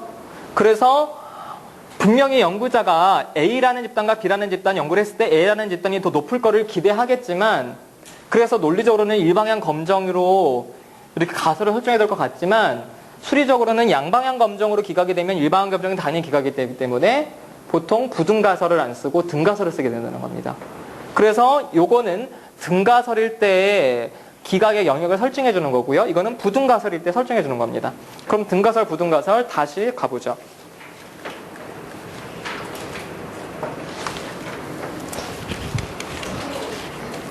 이게 등가설입니다. 등가설. 연가설의 기준으로 두 집단은 차이가 없다. 같을 것이다. 이게 등가설이고요. 당연히 연구자가 주장하고자 하는 것은 두 집단 차이가 있을 것이다라는 거죠. 그럼 당연히 명상을 한 애들이 높을 거라는 겁니다. 이거는. 근데 그거를 굳이 언급해주지 않은 거예요. 그걸 굳이 언급해준 게 부등가설입니다. 부등가설은 명상을 한 집단이 명상을 하지 않은 집단보다 높을 것이다인데 연가설은 뒤집으니까 일상적인 아이들이 명상을 한 아이들보다 점수가 높을 것이다. 그리고 나 실제로 높은지 아닌지를 보는 겁니다. 그게 만약에 기각이 되면은 얘네들이 더 높지라고 하는 거예요. 그래서 여러분이 이 논리가 혹시 헷갈리시면은 프랜시스 베이컨부터 데이비드 휴me, 칼 포퍼까지 이르는 연가설 논리를 이해해 보시고 연가설 논리가 뭔지 내가 주장하고자 하는 걸 주장할 수 없어서 내가 주장하고자 하는 거를 틀렸다는 주장을 기각함으로써 내 주장을 맞다고 하는 거예요. 이게 우리의 인식의 한계입니다. 그래서 여러분은 평생 가도 내가 맞지 할 수 없어요. 확신할 수 없습니다. 이게 참 아이러니하지만 그래서 내가 틀린 건 아니야 이렇게 얘기할 수 있어요. 이 남자 정말 괜찮다 얘기할 수 없다니까요. 이 남자가 이상하진 않아. 물론 앞으로 이상해질 수도 있지만 그러면은 이제 여러분 그런 논리가 되기 때문에 결혼을 오랫동안 안 하시는 분들은 사실은 합리적인 판단을 하시는 거예요. 왜? 이 사람이 언제나 이상해질 수도 있어. 가능성이 있거든요. 그러니까 보류하는 겁니다. 보류하는 거예요. 언제까지? 마치 그 방제천장의 논리가 여러분 굉장히 합리적인 판단이에요. 여러분도 나중에 그러실 거고 나중에 여러분 그 공부하시게 되면 아시겠지만 의사들도 다 그렇게 하고 있어요. 모든 과학자들이 그렇게 해요. 왜냐? 조금만 이상할 때 확 이상하다고 해버리면요. 그게 안 이상했을 때는 그 책임을 다 내가 줘야 돼요. 만약에 여러분 ADHD 아동이 왔어요. 근데 경향성이 약간 있어요. 그럼 여러분 엄마한테 어머니 얘 ADHD 큰일 났어 어머니. 빨리 치료받으세요. 라고 얘기를 하겠습니까? 아니면 어머니 좀 기다려보죠. 이렇게 얘기하겠습니까? 기다려보자 이렇게 얘기를 해요. 왜? 생사람 잡을 수도 있으니까. 근데 그거는 지져오면은 애가 어머니 지금은 조금 덜 이상하네요. 애가 확실히 이상할 때까지 기다려보시다. 이게 돼요. 그래서 암덩어리가 조금 있잖아요. 그럼 의사들은요, 당신 건강도 얘기 안 해요. 좀 기다려봅시다 이렇게 얘기해요. 언제까지? 암덩어리가 커질 때까지. 왜? 암덩어리가 작은데 쬐어. 수술했는데 어머 이거 수술할 게 아니야. 그때 의사가 어떤 감당해야 되는 그런 의료사고와 암들은 좀 있는데 확실하지 않아서 기다려봅시다. 그래서 갑자기 죽었어요. 그때 의사가 빠져나갈 구멍과 차이가 있어요. 환자 입장에서는 두 번째가 억울하지만 의사 입장에서는 두 번째가 안전합니다. 왜 안전해요? 자기는 암이 아니라고 한 적이 없다는 거야. 기다려보자 그랬지. 왜? 그때까지는 분명히 수치상으로는 암이라고 확신할 수 없는 수준이었다는 거예요. 그래서 여러분 제 주변에도 갑자기 암 걸려 돌아가시는 분 가끔 계시거든요. 그런데도 의사들은 의료소송 안 나갑니다. 왜? 합리적인 판단은 그럴 수밖에 없다는 거기 때문에 그래요. 그래서 방재청장이 사람 되게 미워하잖아요. 저 이상하다고 저 때문에 근데 누가 그 자리에 앉혀도 마찬가지예요. 박종훈이 방재청장님 이제 쓰내 올 것 같습니다. 그러면 알았어. 대피 다 대피했는데 안 와. 그럼 잘리는데 그걸 누가 대피 합니까? 그래서 아무튼 이 얘기를 왜 했지? 아무튼 이제 가설 이런 것 때문에 하는 겁니다. 자 그러면 이제 이 논리는 그겁니다. 두 집단을 비교해 보는데 모집단을 알 수 없으니까 한 집단에는 처치를 안 하고 일상적인 아치를 보내기 위해서 마치 모집단을 대표하는 것처럼 하고 한 집단에는 처치를 하는 겁니다. 그래서 명상을 안 한 집단, 한 집단, 두 집단을 비교해 보는 겁니다. 논리는 어떻습니까? 명상을 한 집단 아니다 두 집단을 비교해 보는데 이 차이가 82와 85의 차이가 표준 오차에 비해서 얼마나 큰지 적은지를 따지는 겁니다. 여러분 이 논리가 항상 그렇습니다. 자, 그런데 독립표본이 아니라 종속표본이 있어요. 짝짓표본. 이것은 이런 문제입니다. 아침마다 명상을 한 50명의 수학점수와 국어점수가 이렇게 있는데 수학점수와 국어점수가 유의미하게 다르냐 이걸 묻는 게 바로 종속표본 짝짓표본입니다. 무슨 얘기냐? 한 표본에 두 점수를 비교하는 거예요. 그럼 이게 짝짓표본이냐 짝짓 데이터냐? 아이들의 수학점수와 국어점수는 항상 같이 들어가거나 같이 안 들어가거나 합니다. 그렇죠? 아까 일상적 아침을 보낸 아이들과 명상을 한 아이들은 애들이 독립적으로 다른 애들이잖아요. 그런데 여기는 데이터는 어떻습니까? 한 아이의 수학 점수와 한 아이의 국어 점수가 늘 같이 들어가요. 이게 짝짓표본입니다. 그래서 만약에 여러분이 엄마와 아들들을 이렇게 연구 피험자를 모아놓고 엄마의 자존감과 그 아이들의 자존감 비교하는 것도 짝짓표본입니다. 그래서 어떤 데이터가 같이 들어가거나 같이 빠지거나 짝이 지어 있으면 바로 두 종속표본, 두 짝짓표본, T검정이라고 얘기를 합니다. 그럼 어떤 게 다르냐? 이게 달라지고 자유도가 달라집니다. 그래서 여러분 앞에 거랑 뒤에 거랑 특별히 이제 자유도가 어떻게 달라지냐면요. 앞에 자유도는요. N1 플러스 N2 마이너스 2입니다.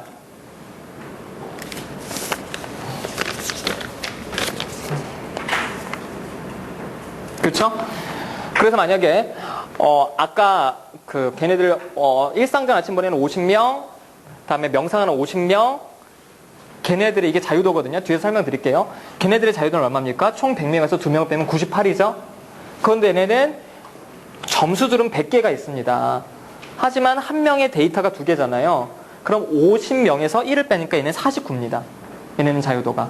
이게 가장 큰 차이, 이게 수학 통계적으로는 매우 중요한 차이입니다. 그래서 여러분 앞에 거랑 이거랑 꼭 비교해 보십시오. 두 독립표본과 두 종속표본의 차이가 뭐냐? 논리적으로 독립표본은 A 집단과 B 집단에 들어간 아이들 서로 독립적이에요. 그런데 종속표본은 A와 B에 들어가는 점수가 서로 관계가 있는 겁니다. 그래서 엄마가 들어가면 그 아들들이 들어가는 거예요.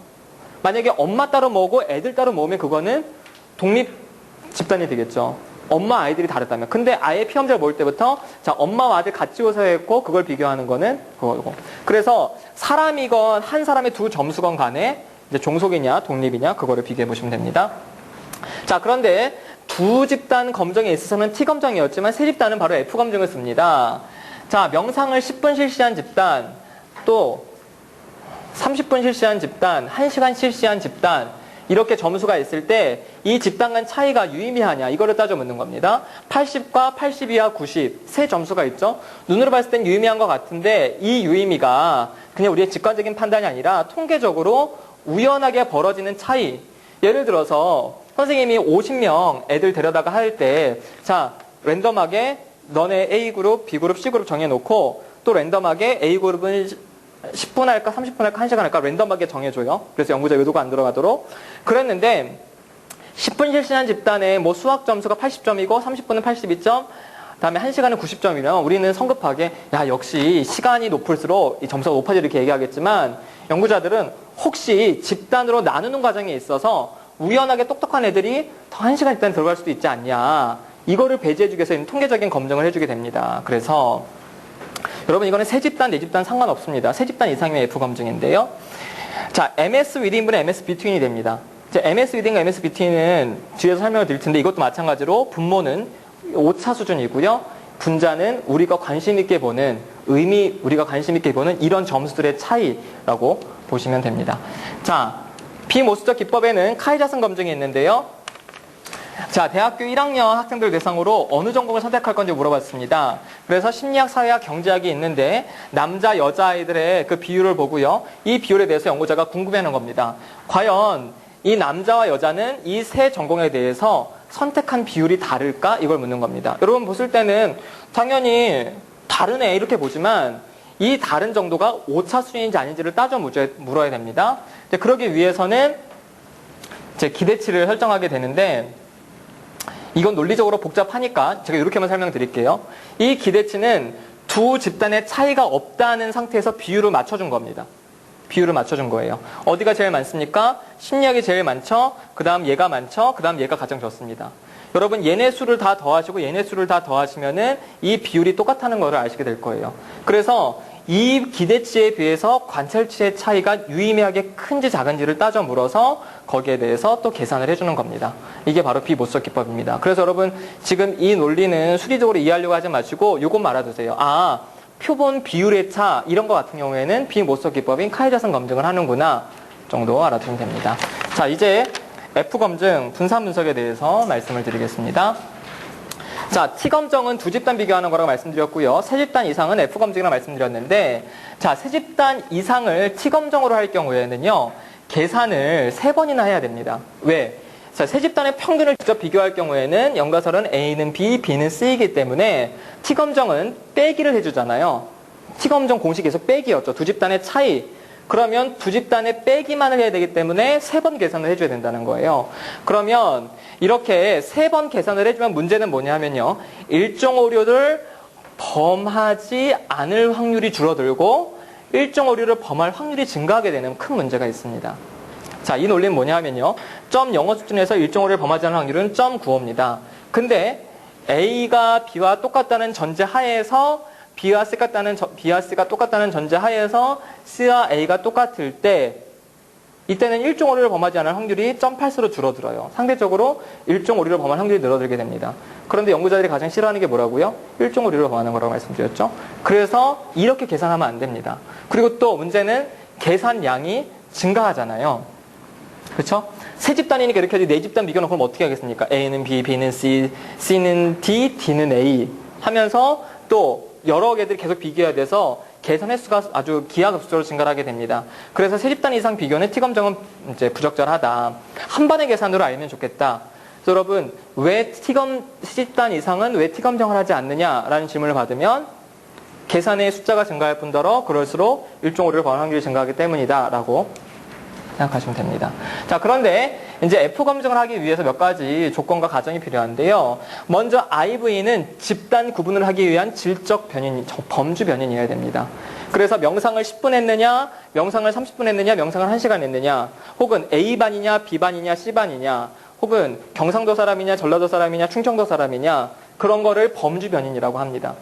연속 변인이 아니라 집단 구분할 수 있는 질적으로 다른, 물론 여러분 시간 같은 경우에는 뭐 질적으로 다르지만 분명히 이 양이 다르잖아요 라고 하지만 거기에서는 그 양과 양의 어떤 그런 연속성을 가정하지 않기 때문에 범주로 보는 겁니다. 그래서 또 DV는 근데 여기서는 양적 연속 변인이어야겠죠. 그래서 아까는 학업 성적 같은 거 0점에서부터 100점까지 나올 수 있는 연속 변인 같은 겁니다. 자, 그리고 그 이외에 F검정의 뭐 가정으로는 정상성이 있는데 모집단위 정상분포다. 이거는 F검정뿐만 아니라 모든 통계에서 가정돼야 될 겁니다. 모집단위 정상분포고, 그리고 모집단은 같은 분산이고, DV는 다른 변인과의 관계성이 없어야 된다. 일단 등분산성은요, 이렇게 생각하시면 됩니다. A라는 집단에 모인 아이들과 B라는 집단에 모인, C라는 집단에 모인 아이들이 분포가 퍼진 정도가 너무 다르면 안 된다는 거예요. 예를 들어서 명상에 10분 참여한 아이들은요, 성적이 매우 비슷해요. 매우 비슷한 아이들이고, 1시간 집단에 포함된 아이들은 꼴등부터 1등까지 다양해. 그러면 등분산성이 가정이 안 돼요. 그럼 비교하는 게 옳지 않게 됩니다. 그래서 A나 B나 C집단, 명상에 10분이나 30분이나 1시간 참여한 아이들이 기본적으로 능력의 차이가 고르게 퍼져 있어야 된다라는 얘기고요. 독립성은 만약에 학업 성적이 명상이 아닌 다른 변인과 연관이 있으면 혼입 변인을 작용할 수 있어서 DV가 다른 변인과의 관계성이 없어야 된다. 다시 말해서 혼입 변인의 가능성이 없어야 된다라는 가정입니다. 이 독립성을 확보하기 위해서 집단에 할당을 해줄 때 어떻게 해준다고요? 무선 할당을 해준다는 겁니다. 그렇죠? 다 연관되는 얘기입니다. 그래서 여러분 이게 계속 새로운 얘기 같지만 똑같은 얘기를 계속 반복하고 있는 거예요. 계속 반복하고 있는 겁니다. 자, 그래서 F검정의 논리는 이렇습니다. 연구에서 왜 변산성이 일어납니까? 아까 말씀드렸죠? 개인차도 있고 측정오차도 있고 비신뢰성도 있는데 특별히 지금 F검증에서 여기서 언급할 거는요. 개인차일 수도 있고 여기에 이제 다 포함되는 겁니다. 그냥 오차일 수도 있고 다른 말로 보자면 간단한 개인차일 수도 있고 처치 결과일 수도 있다는 겁니다. 다시 말해서 명상을 했던 반의 아이들의 점수가 다른 이유는 명상에 10분 받았느냐, 명상에 30분 참여했느냐, 명상에 1시간 참여했느냐 그 처치 때문일 수도 있고 원래 애들의 공부를 다르게 하기 때문일 수 있다는 겁니다. 자, 그래서 세 집단 간 비교할 때는요.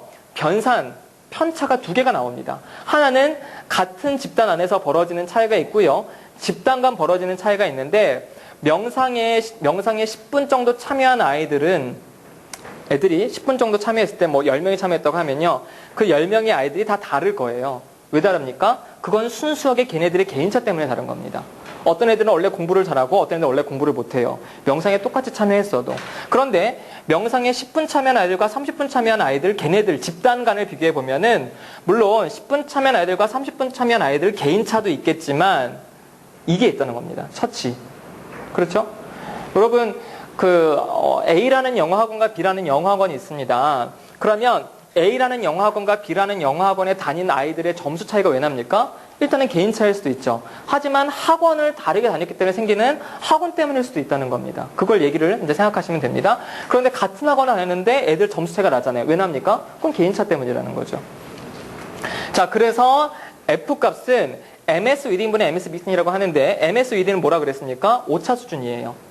within, 집단 안에서 MS 여러분 앞에 것 보시면은 분산이라고 나와 있습니다.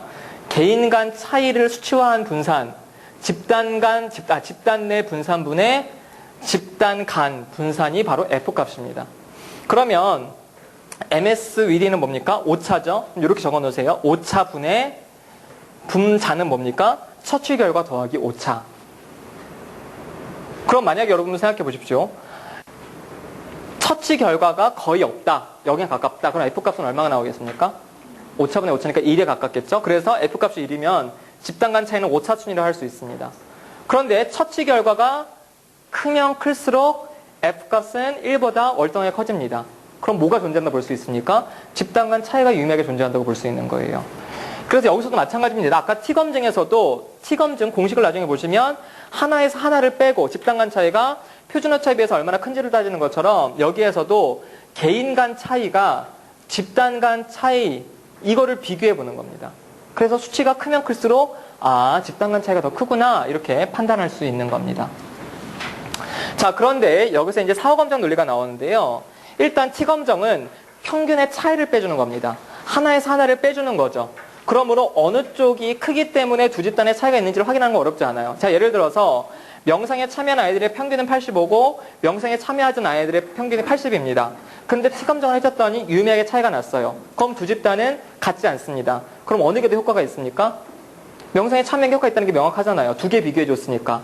그런데 F검증은 세 집단의 분산을 비교하므로 유의미한 값이 왜 났는지를 알 수 없다는 겁니다. 자, 예를 들어서 A집단의 명상을 어떤 참여한 A집단의 성적이 80점, B집단은 82점, C집단은 90점인데 세 집단의 차이가 유의미하게 F값이 한 10점 얼마가 나왔어요. 유의미하대요. 세 집단 간 차이가. 그럼 이 차이가 A, B, C 모두 유의미할까? 아니면 점수를 보니까 C는 분명히 큰데 A, B는 좀 이렇게 적잖아요. 그럼 얘가 커서 유의미하게 나왔을까? 얘는 안 클까? 이런 거에 대해서 F값은 얘기를 안 해준다는 겁니다. 그래서 이때 하는 게 바로 사후 검증을 하는 겁니다. 그래서 사후 검증에는 종류가 한 20몇 가지가 있는데 이 셰페나 터키나 던칸 이거는 이 사후 검증 방법을 제안한 사람들의 이름입니다.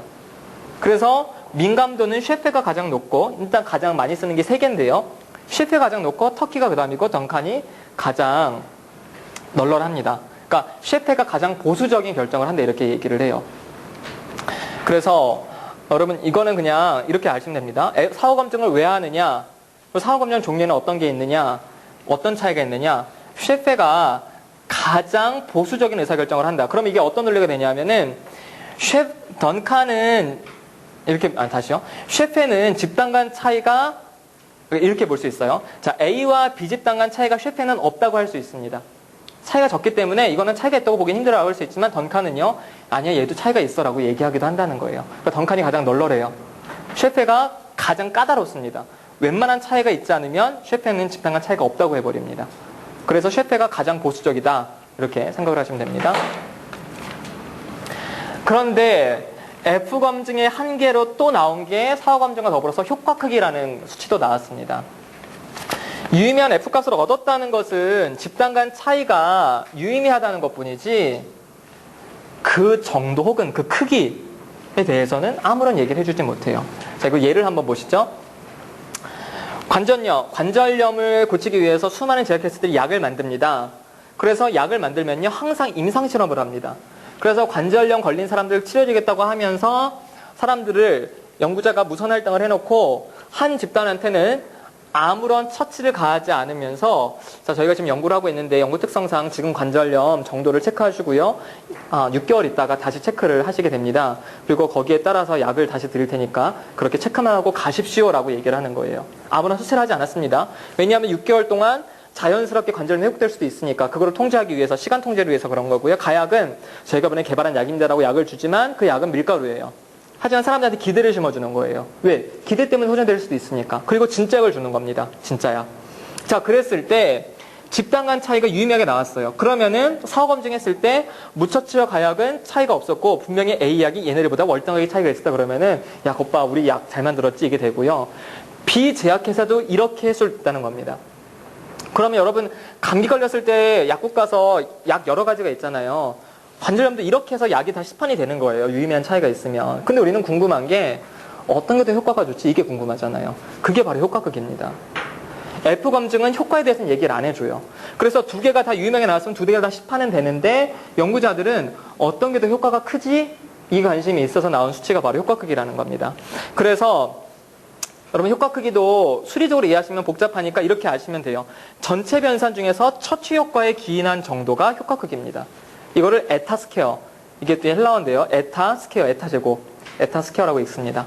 효과 크기 에타 스퀘어는 전체에서 약 때문에 변한 정도, 약 때문에 회복된 정도, 간단히 이렇게 생각하기 효과 크기라고 할 수 있습니다.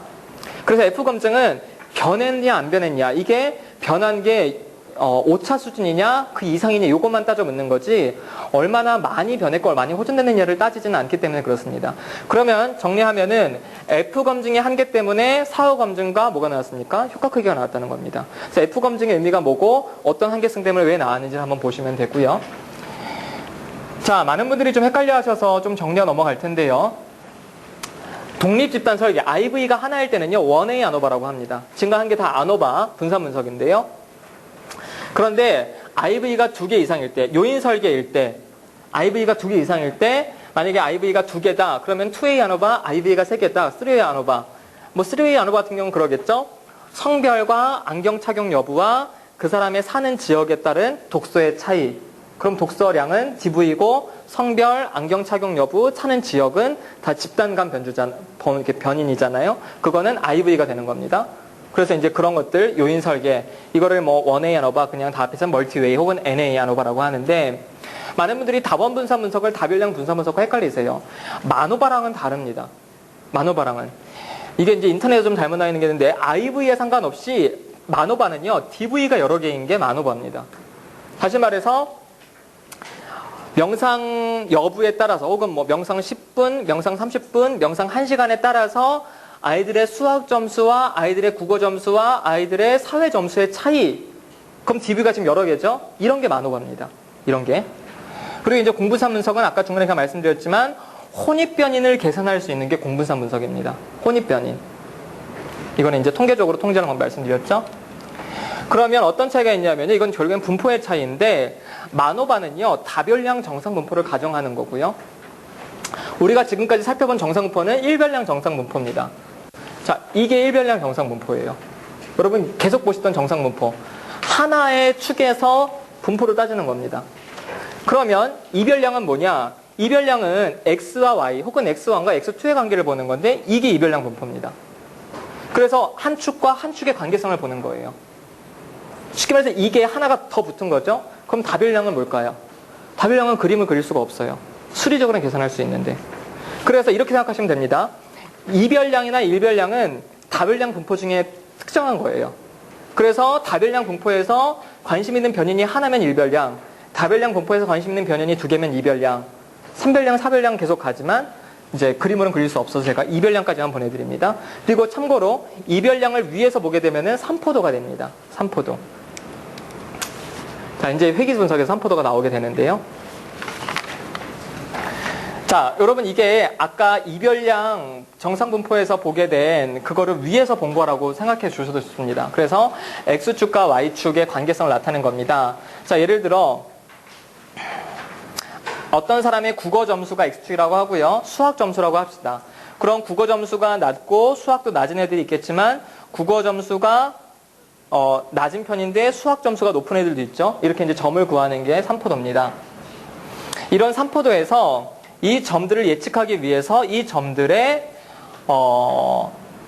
가장 가까운 선 혹은 점들의 가장 중앙을 지나는 선을 그린 게 바로 회기선인데요.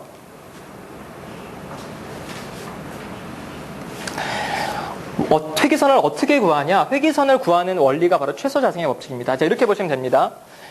여러분, 이런 점들의 관계성에 근거해서 우리는 한 기준에 따라서 이 점들을 예측하기를 원합니다. 자, 만약에 데이터가 지금 6개밖에 없으니까 굳이 우리가 뭐 예측이라는 관심이 없을 수 있긴 하겠지만 이렇게 한번 제가 설명을 바꿔볼게요. 어떤 사람의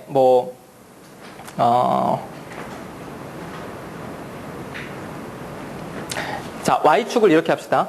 Y축을 이 사람이 미래의 소득이라고 해요. 10년 후의 소득, 그리고 10년 전의 학업 성적이라고 합시다. 그러면 10년 전에 학업 성적을 조사하고 연구자들이 10년 후에 이 사람의 소득을 조사해서 관계성을 찍을 수도 있겠죠. 그러면 여러분이 이런 관계성을 보면은 분명히 뭔가 정적 상관이 있는 것 같아. 근데 내 지금 성적이 얼마인 걸 난 알고 있거든? 그럼 내 미래 소득은 얼마인지 예측하고 싶잖아요. 그럼 예측하려면 기준이 필요하죠. 그 기준입니다, 이게. 그런데 이 기준을 어떻게 설정하느냐? 이 기준으로 예측했을 때 오차가 분명히 발생하잖아요. 정확히 맞출 수는 없으니까. 이 오차 혹은 잔차 이거의 제곱의 합이 가장 작도록 선을 그리는 게 회기선입니다. 그럼 왜 제곱의 합이냐? 제곱을 하지 않으면요. 얘가 0이 될 수도 있습니다. 그래서 제곱의 합을 하는 거예요. 그래서 여러분 이렇게 생각하면 됩니다. 회기선으로 예측을 했을 때 오차가 가장 작게 되는 바로 그 선이 회기선이다. 그래서 어떤 선으로 예측했을 때 최소 자승의 법칙이 적용되는 선이 회기선이다. 이렇게 보시면 됩니다. 그래서 이 관계성에 근거해서 이 점들의 가장 중앙, 가장 최단거리를 지나는 선을 그리고 우리는 이 선에 근거해서 내 성적이 지금 얼마인데 내 미래의 수입이 얼마나 되겠구나. 이거를 이제 예측하는 게 바로 회기선이다. 그래서 이건 예측의 문제가 되겠습니다. 그래서 이런 회기선을 방정식으로 표현할 수 있죠. 이거를 회기방정식이라고 하고 바로 y hat, 이를 y hat이라고 있습니다. 모자 썼다 그래서 y hat은 bx 플러스 a가 됩니다. 그래서 이 B는 기울기고 A는 절편이고요. 여러분 옛날에 수학 때 했던 거 기억나시죠? 그래서 회귀 방정식을 y-는 bx 플러스 a라고 하는데 여기서 기울기가 절편을 회귀 계수라고 합니다. 그런데 아까 여러분 그 x축과 y축의 기울기가 정적이었잖아요. 그럼 여러분 혹시 이제 통계를 배우신 분들은 저거 정적 상관인데 그럼 기울기가 상관은 같나? 이렇게 생각하실 수도 있어요. 근데 기울기와 상관은 똑같지 않습니다. 기울기와 상관은 바로 이런 형태를 띱니다. 그래서 이거를 보시면 돼요. 기울기는 상관계수 곱하기 x의 표준편차분의 y의 표준편차입니다. 그래서 상관은요. x가 1 표준편차 증가할 때 y가 몇 표준편차 증가하는지를 보는 겁니다. 자, 여러분 이렇게 생각해 보시죠. x가 1 증가할 때 y가 1.5 증가한다면 기울기는 얼마입니까? 1.5죠. 그런데 x가 기본적인 증가 단위가 1이에요. 그리고 y의 기본적인 증가 단위가 1.5입니다. 이럴 경우에 상관은 얼마가 나옵니까? 1이 나옵니다. x가 1 표준편차 증가할 때 y도 항상 1 표준편차 증가해. 그럼 이거는 상관계수로 하면은 1이에요. 그런데 수치상으로 봤을 때는 1.5가 되겠죠? 그래서 기울기와 상관은 분명히 같은 방향이긴 하지만 수치로는 다르다. 그렇게 좀 이해를 하시면 될 것 같습니다. 요거는 제가 원래는 설명을 안 드리려고 하다가 이제 설명을 추가적으로 드리게 되는 부분인데요. 이게 가끔 이제 질문이 나오는 경우가 있습니다. 표준화 회귀계수가 뭐냐? 표준화 회귀계수는 이 회귀 방정식을 표준 점수로 바꾼 거거든요. 그래서 여러분 이렇게 좀 정리를 하시면 됩니다. 표준화 회귀계수는 회귀 방정식을 표준 점수로 변환시켰을 때 회귀계수도 표준화가 됩니다. 그래서 회귀 방정식을 표준 점수로 바꿨을 때 나오는 회귀계수가 표준화 회귀계수다 이렇게 보시면 되는데 재밌게도 이 표준화 회귀계수를 B라고 안 하고 표준화이기 때문에 베타라고 하고요. 이 표준화 회귀계수는 상관값이랑 똑같습니다. 왜? 이 표준화라는 게 표준 편차가 실제 값이 얼마든 얘를 다 1로 바꿔주자는 거예요. 똑같은 기준으로. 그래서 표준화 회귀계수는 상관계수와 똑같다라고 생각을 하시면 됩니다. 자, 정리해보죠. 회귀 방정식을 표준화한 게 바로 표준화 회귀 방정식입니다. 표준화 회귀 방정식에서 나타나는 계수가 바로 표준화 회귀 계수인데 표준화 회귀 계수는 피어슨의 상관계수와 같은 값이다. 이렇게 보시면 됩니다. 왜? 피어슨의 상관계수는 표준 편차 단위와 기울기와 연관성이 있기 때문에 그렇습니다. 그래서 표준 편차 단위가 1이면 얘가 1이면 B가 R이 되죠. 근데 얘를 1로 바꿔준다는 거는 얘를 표준화시켜주기 때문에 얘를 표준화시켜줬다는 의미에서 얘를 베타라는 그리스 문자로 바꿔줍니다. 그래서 베타는 R이 되는 거예요. 그렇게 좀 이해하시면 됩니다. 이거를 좀 이제 여러분 이해하시기 편하게 좀 제가 그림으로 그려봤는데요. 이게 일반적인 표준화시키지 않은 삼포도를 그냥 점을 안 찍고 제가 원으로 표시했고요. 이게 회계선입니다. 표준화시키지 않은 거예요. 로데이터입니다. 근데 얘를 표준화시키잖아요. 그럼 x라는 것도 평균을 0, 표준편차가 1인 점수로 바꾸고 y도 표준편차 1, 평균 0으로 바꿔서 표준 점수로 바꿔버리면 딱 이렇게 됩니다. 절편이 사라져요. 0에서 시작되고 이 기울기가 바로 상관계수가 돼버리는 그런 현상이 일어나게 됩니다. 자, 회귀 분석을 하게 되면 R스퀘어 결정계수 값이 나옵니다. 가끔 어떤 분들이 결정계수 값을 회귀계수라고 읽으시는 분도 계신데 회귀계수와 결정계수는 매우 다릅니다. 회귀계수는 아까 말씀드렸듯이 회귀식에 있는 절편과 기울기가 회귀계수고 결정계수는 회귀 분석에서 얻고자 하는 계수로서 다른 변인이 얼마나 설명해내는지를 보는 겁니다. 자, 이렇게 제가 설명을 드려볼게요. 애착과 자존감의 상반계수가 0.5라고 합시다. 0.5의 상관이 있습니다. 그래서 x가 1단위 증가할 때 y가 0.5단위 증가하는 게 이제 r 값이 이제 상관이 0.5가 나오는데요. 이건 회귀선의 기울기와 연관이 있다고 했죠. 그래서 상관계수는 완벽한 정적 상관이면 1이고 완벽한 부적 상관이면 마이너스 1이 나옵니다. 그리고 상관이 0이면요. x와 y의 관계성은 존재하지 않는다는 겁니다. 그런데 이 상관계수를 제곱하면요. 결정계수가 됩니다. 이거는 어떻게 해석할 수 있냐면요. x에 대한 y의 설명량 혹은 y에 대한 x의 설명량으로 할 수 있는데 애착과 자존감의 관계가 0.5라면 R스퀘어는 0.25죠. 그러면 애착에서 25%는 자존감으로 설명할 수 있다. 자존감에서 25%는 애착으로 설명할 수 있다. 방향성은 상관없습니다. 애착과 자존감이 25% 정도 설명이 가능하다라는 겁니다. 다시 말해서 25% 정확하게 예측할 수 있다가 됩니다. 이게 바로 결정계수의 논리입니다. 그래서 결정계수는 별량적 해석이 가능하다는 거고요. 얘를 제곱하면 당연히 0에서 1까지 별량적 해석을 할 수 있다는 겁니다. 그래서 피어슨의 상관계수를 제곱하면 결정계수가 되고 회귀 분석을 하는 거는 바로 결정계수를 얻기 위해서 회귀 분석을 하는 겁니다.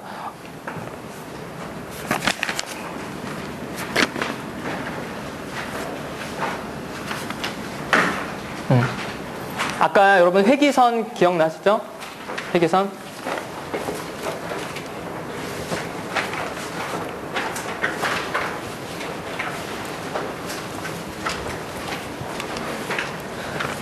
이겁니다.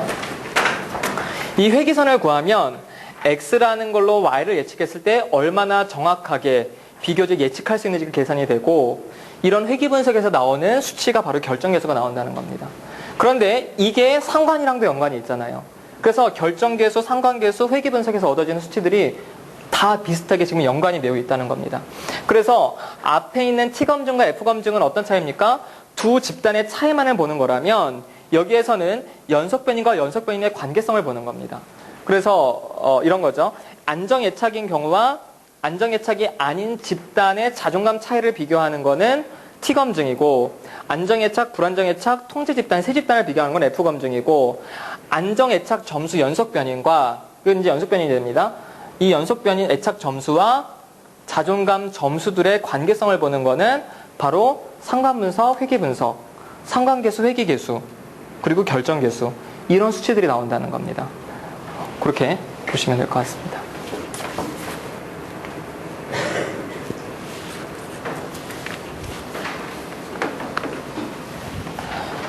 아까 분산분석에서도 1A 아노바가 있었고 2A가 멀티웨이가 있었고 마노바도 있었고 앙코바도 있었죠. 이것도 좀 종류가 있는데요. IV가 한 개, DV가 한 개입니다. 제가 지금 설명드린 건 다 단순회귀 분석입니다. 자존감과 애착, 애착과 자존감. 순서는 상관없습니다. 여기에서는. 근데 중다회귀 분석은 관심 있는 DV가 한 개지만 IV가 여러 개일 수도 있어요. 나는 아이의 자존감을 예측하기 위해서 엄마와의 애착 점수도 보고 싶고 또 그 아이의 경제적인 상황도 보고 싶고 아빠의 다정함도 보고 싶어요. 그래서 이 세 가지를 가지고 아이의 자존감이 얼마나 예측되는지를 보고 싶다면 그건 바로 중다회귀 분석입니다. 그래서 세 변인 중에 어느 게 DV를 많이 설명하는지 세 중에 어느 게 많이 설명하는지 보고 싶기도 하고요. 세 개가 합쳐서 자존감을 얼마나 설명하는지를 보고 싶기도 합니다. 그런 건 바로 중다회귀 분석에서 하게 됩니다. 그래서 중다회귀 분석은 IV가 여러 개고 단순회귀는 IV가 한 개다. 지금까지 우리가 그래프로 딱딱 3포도를 그린 거는 다 단순회귀입니다. 자, 그런데 회귀 분석에서 가끔 나오는 개념인데요. 다중 공선성이라는 개념이 나옵니다. 공선성은 두 변인이 1에 가까운 상관인데요.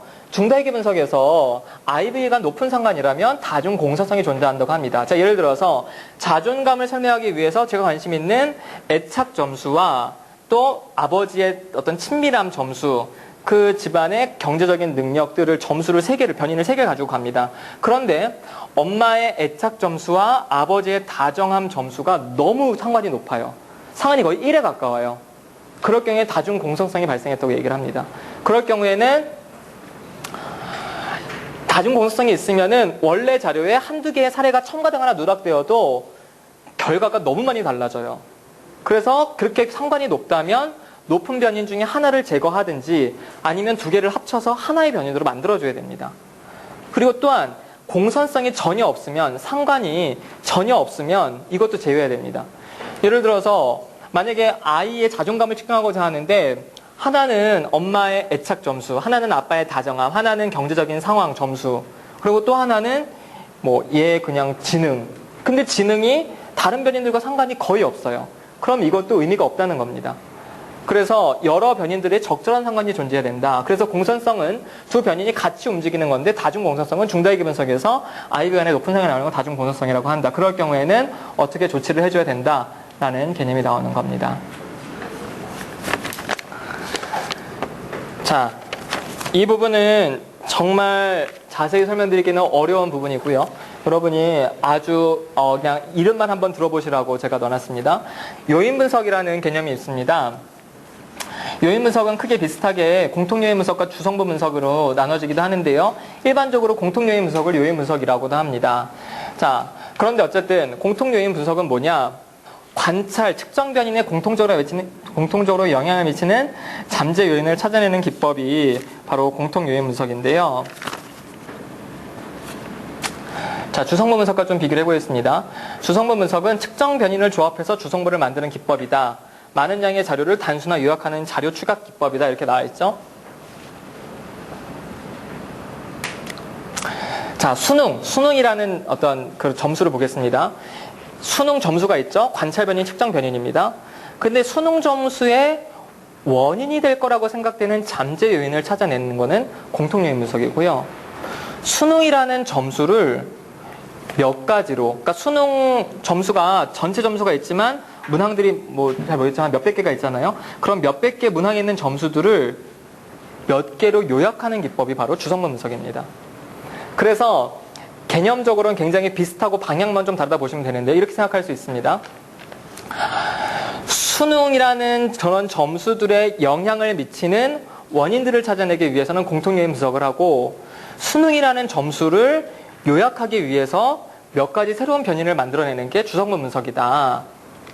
이거를 이제 표로 나타낼 수 있는데요. 이 X가 관찰 변인입니다. 주성분 분석은 관찰 변인을 요약해서 새로운 주성분을 만드는 거고요.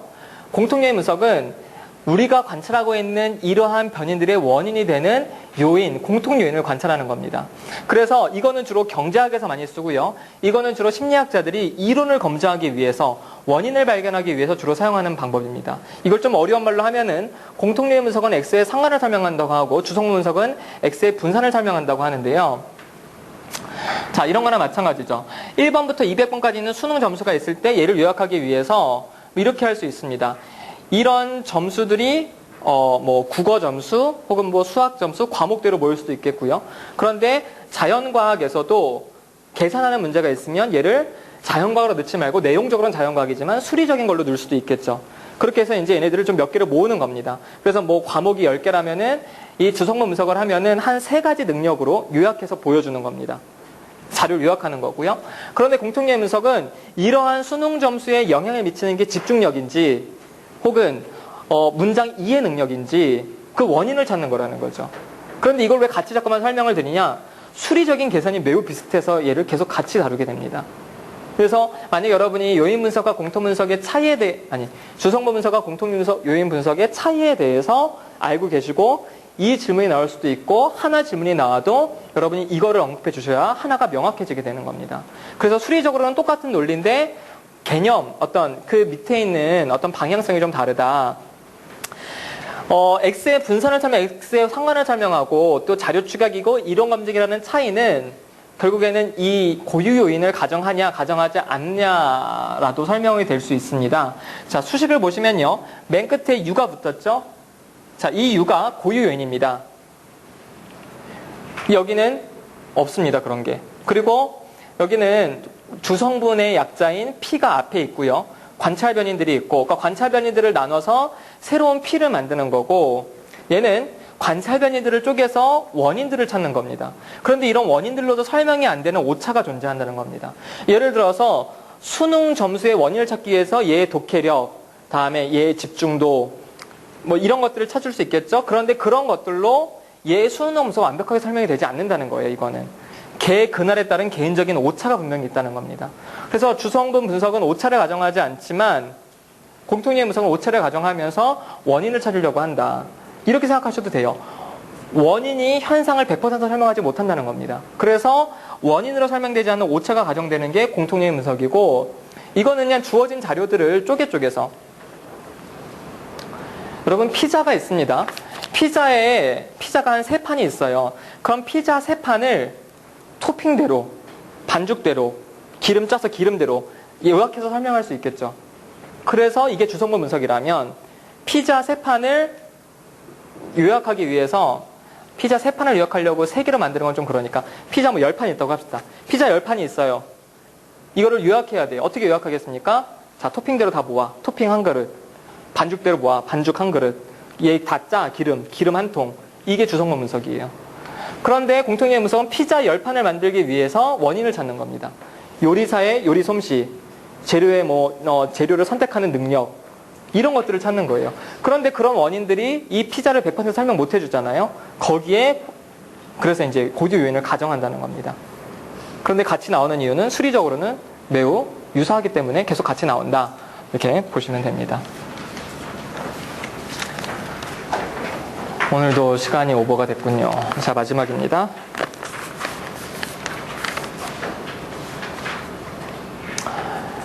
자유도, 독립적인 회계 차원의 수, 통계학적 개념, 모수 추정에 사용되는 자료 중에서 모집단에 대한 정보를 제공하는 독립적인 자료의 수. 깝깝하시죠?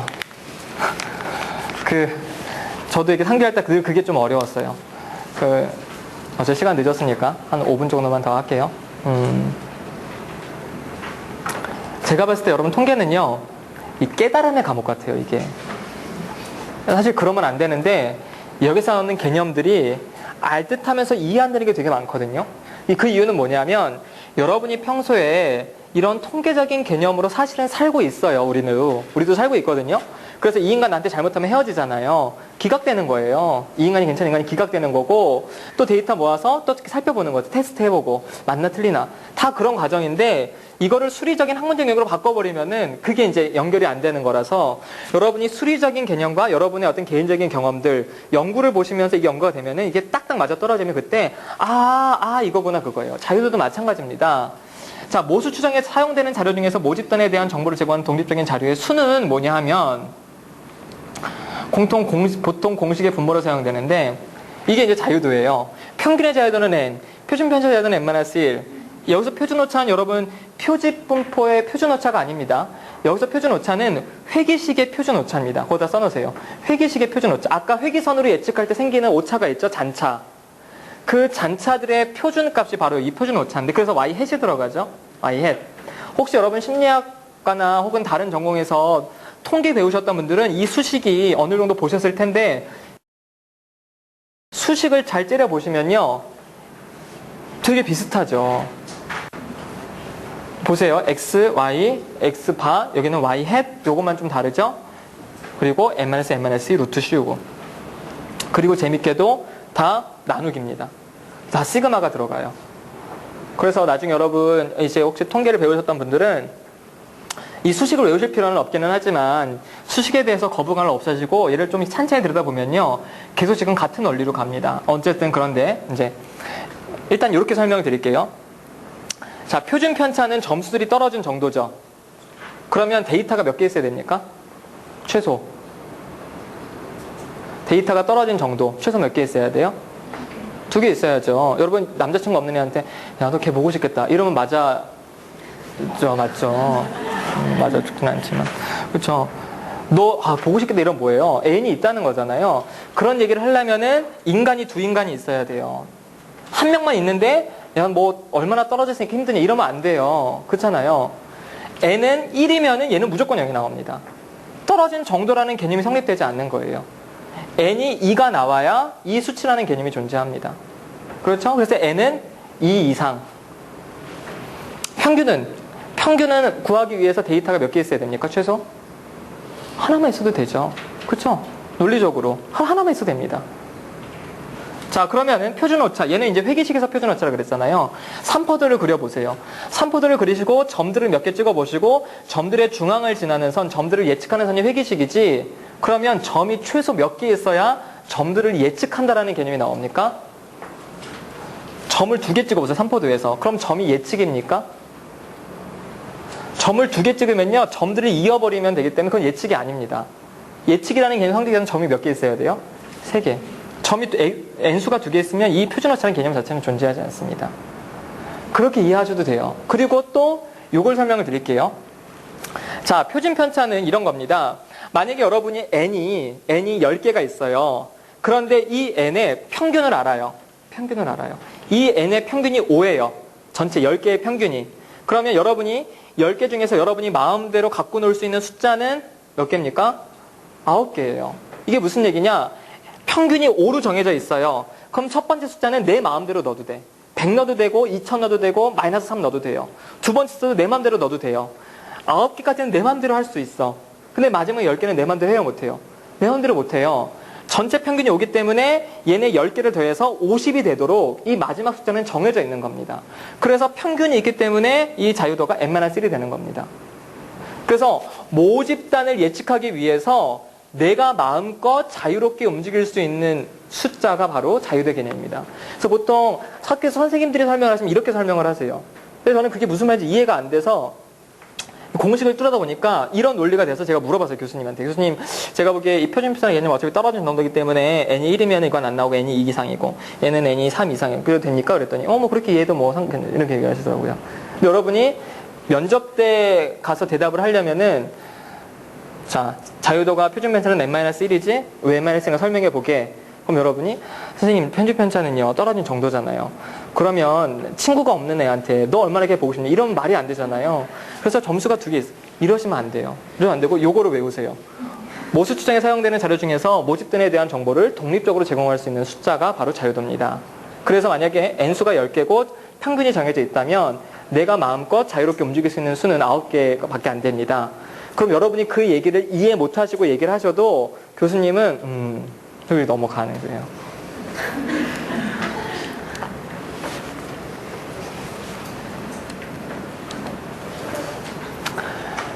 대학원 가셔도 계속 따라와요, 얘가. 여러분, 이제 저는 어떤 생각하냐면 얘를 수리적으로 이해하지 마시고 아까 t가 t값에서도 t 공식을 외우실 필요는 하나도 없어요. 그런데 t값을 보면은 빼기가 나오거든요. 아, 빼주는구나. 두 집단의 차이가 분모가 뭐지? 아, 분모가 표준 오차. 아, 표집 과정에서 벌어지는 기본적인 오차에 비해서 얼마나 큰지를 보는구나. 아, 이게 t 검증이구나. 수리적으로 이해하지 마시고 개념적으로 이해하시면 통계가 전혀 어렵지 않습니다. 여러분 필요한 부분 위주로 보세요. 사실은 여러분이 지금 제가 설명드린 이 통계는 심리학과 나오신 분들 알겠지만 정말 많은 부분입니다. 그래서 이거를 완벽하게 이해를 하지 마시고 여러분이 지금 시험을 앞두기 때문에 시험에 나오는 부분 위주로 이해를 하시고 여러분이 공부를 하시면 되겠고요. 아까 말씀드렸지만 개념 이해 위주로 하시고 저는 이거 정말 강력하게 추천해드려요. 제가 지금까지 설명드린 여러 예들이 있죠. 뭐 애착과 자존감, 또 제가 연구 알코올 중독, 다음에 명상 이런 예들은 여러분이 관심 있는 예가 아니면 제가 예를 들어도 여러분이 와닿지 않을 수 있어. 그래서 여러분의 연구 계획에 맞춰서 아 이럴 경우에는 내가 어떤 설계를 할 수 있지? 내가 실험을 할 수 있나? 내가 조사를 할 수 있나? 관찰할 수 있나? 실험할 수 있으면 내가 어떤 메뉴를 어떻게 조작하지? 내가 집단 할당을 어떻게 하면 되겠지? 이렇게 머릿속에 계속 생각을 해보세요. 그러면은 이렇게 설계를 했으면은 내가 통계를 어떻게 해야 되지? 이렇게 해서 생각을 해보시면은 여러분이 충분히 쉽게 또 적용하실 수가 있을 겁니다. 그래서 우리는 통계학을 하는 게 아닙니다. 여러분은 여러분의 관심 있는 연구를 하기 위해서 통계를 사용하는 거기 때문에 통계학 자체를 공부하지 마시고 여러분의 연구를 위해서 필요한 부분 위주로 공부를 하시면 크게 어렵진 않으실 거예요. 오늘 당연히 이해가 다 안 되셨을 거예요. 그래서 역시 어려워. 나는 통계 잘 못해. 이렇게 생각하지 마시고 이 많은 내용을 이렇게 짧은 시간에 했구나. 참 기특하고 대단하다. 칭찬을 해주시면서 공부하시다 모르시는 거 있으면 저한테 연락 주세요. 그러면 제가 도와드리겠습니다. 도와드리겠습니다. 자, 오늘 늦은 시간까지 수고하셨고요. 대학원 다들 잘 가시면 좋겠고 공부하시다 모르시면 연락 주세요. 여기서 마치겠습니다.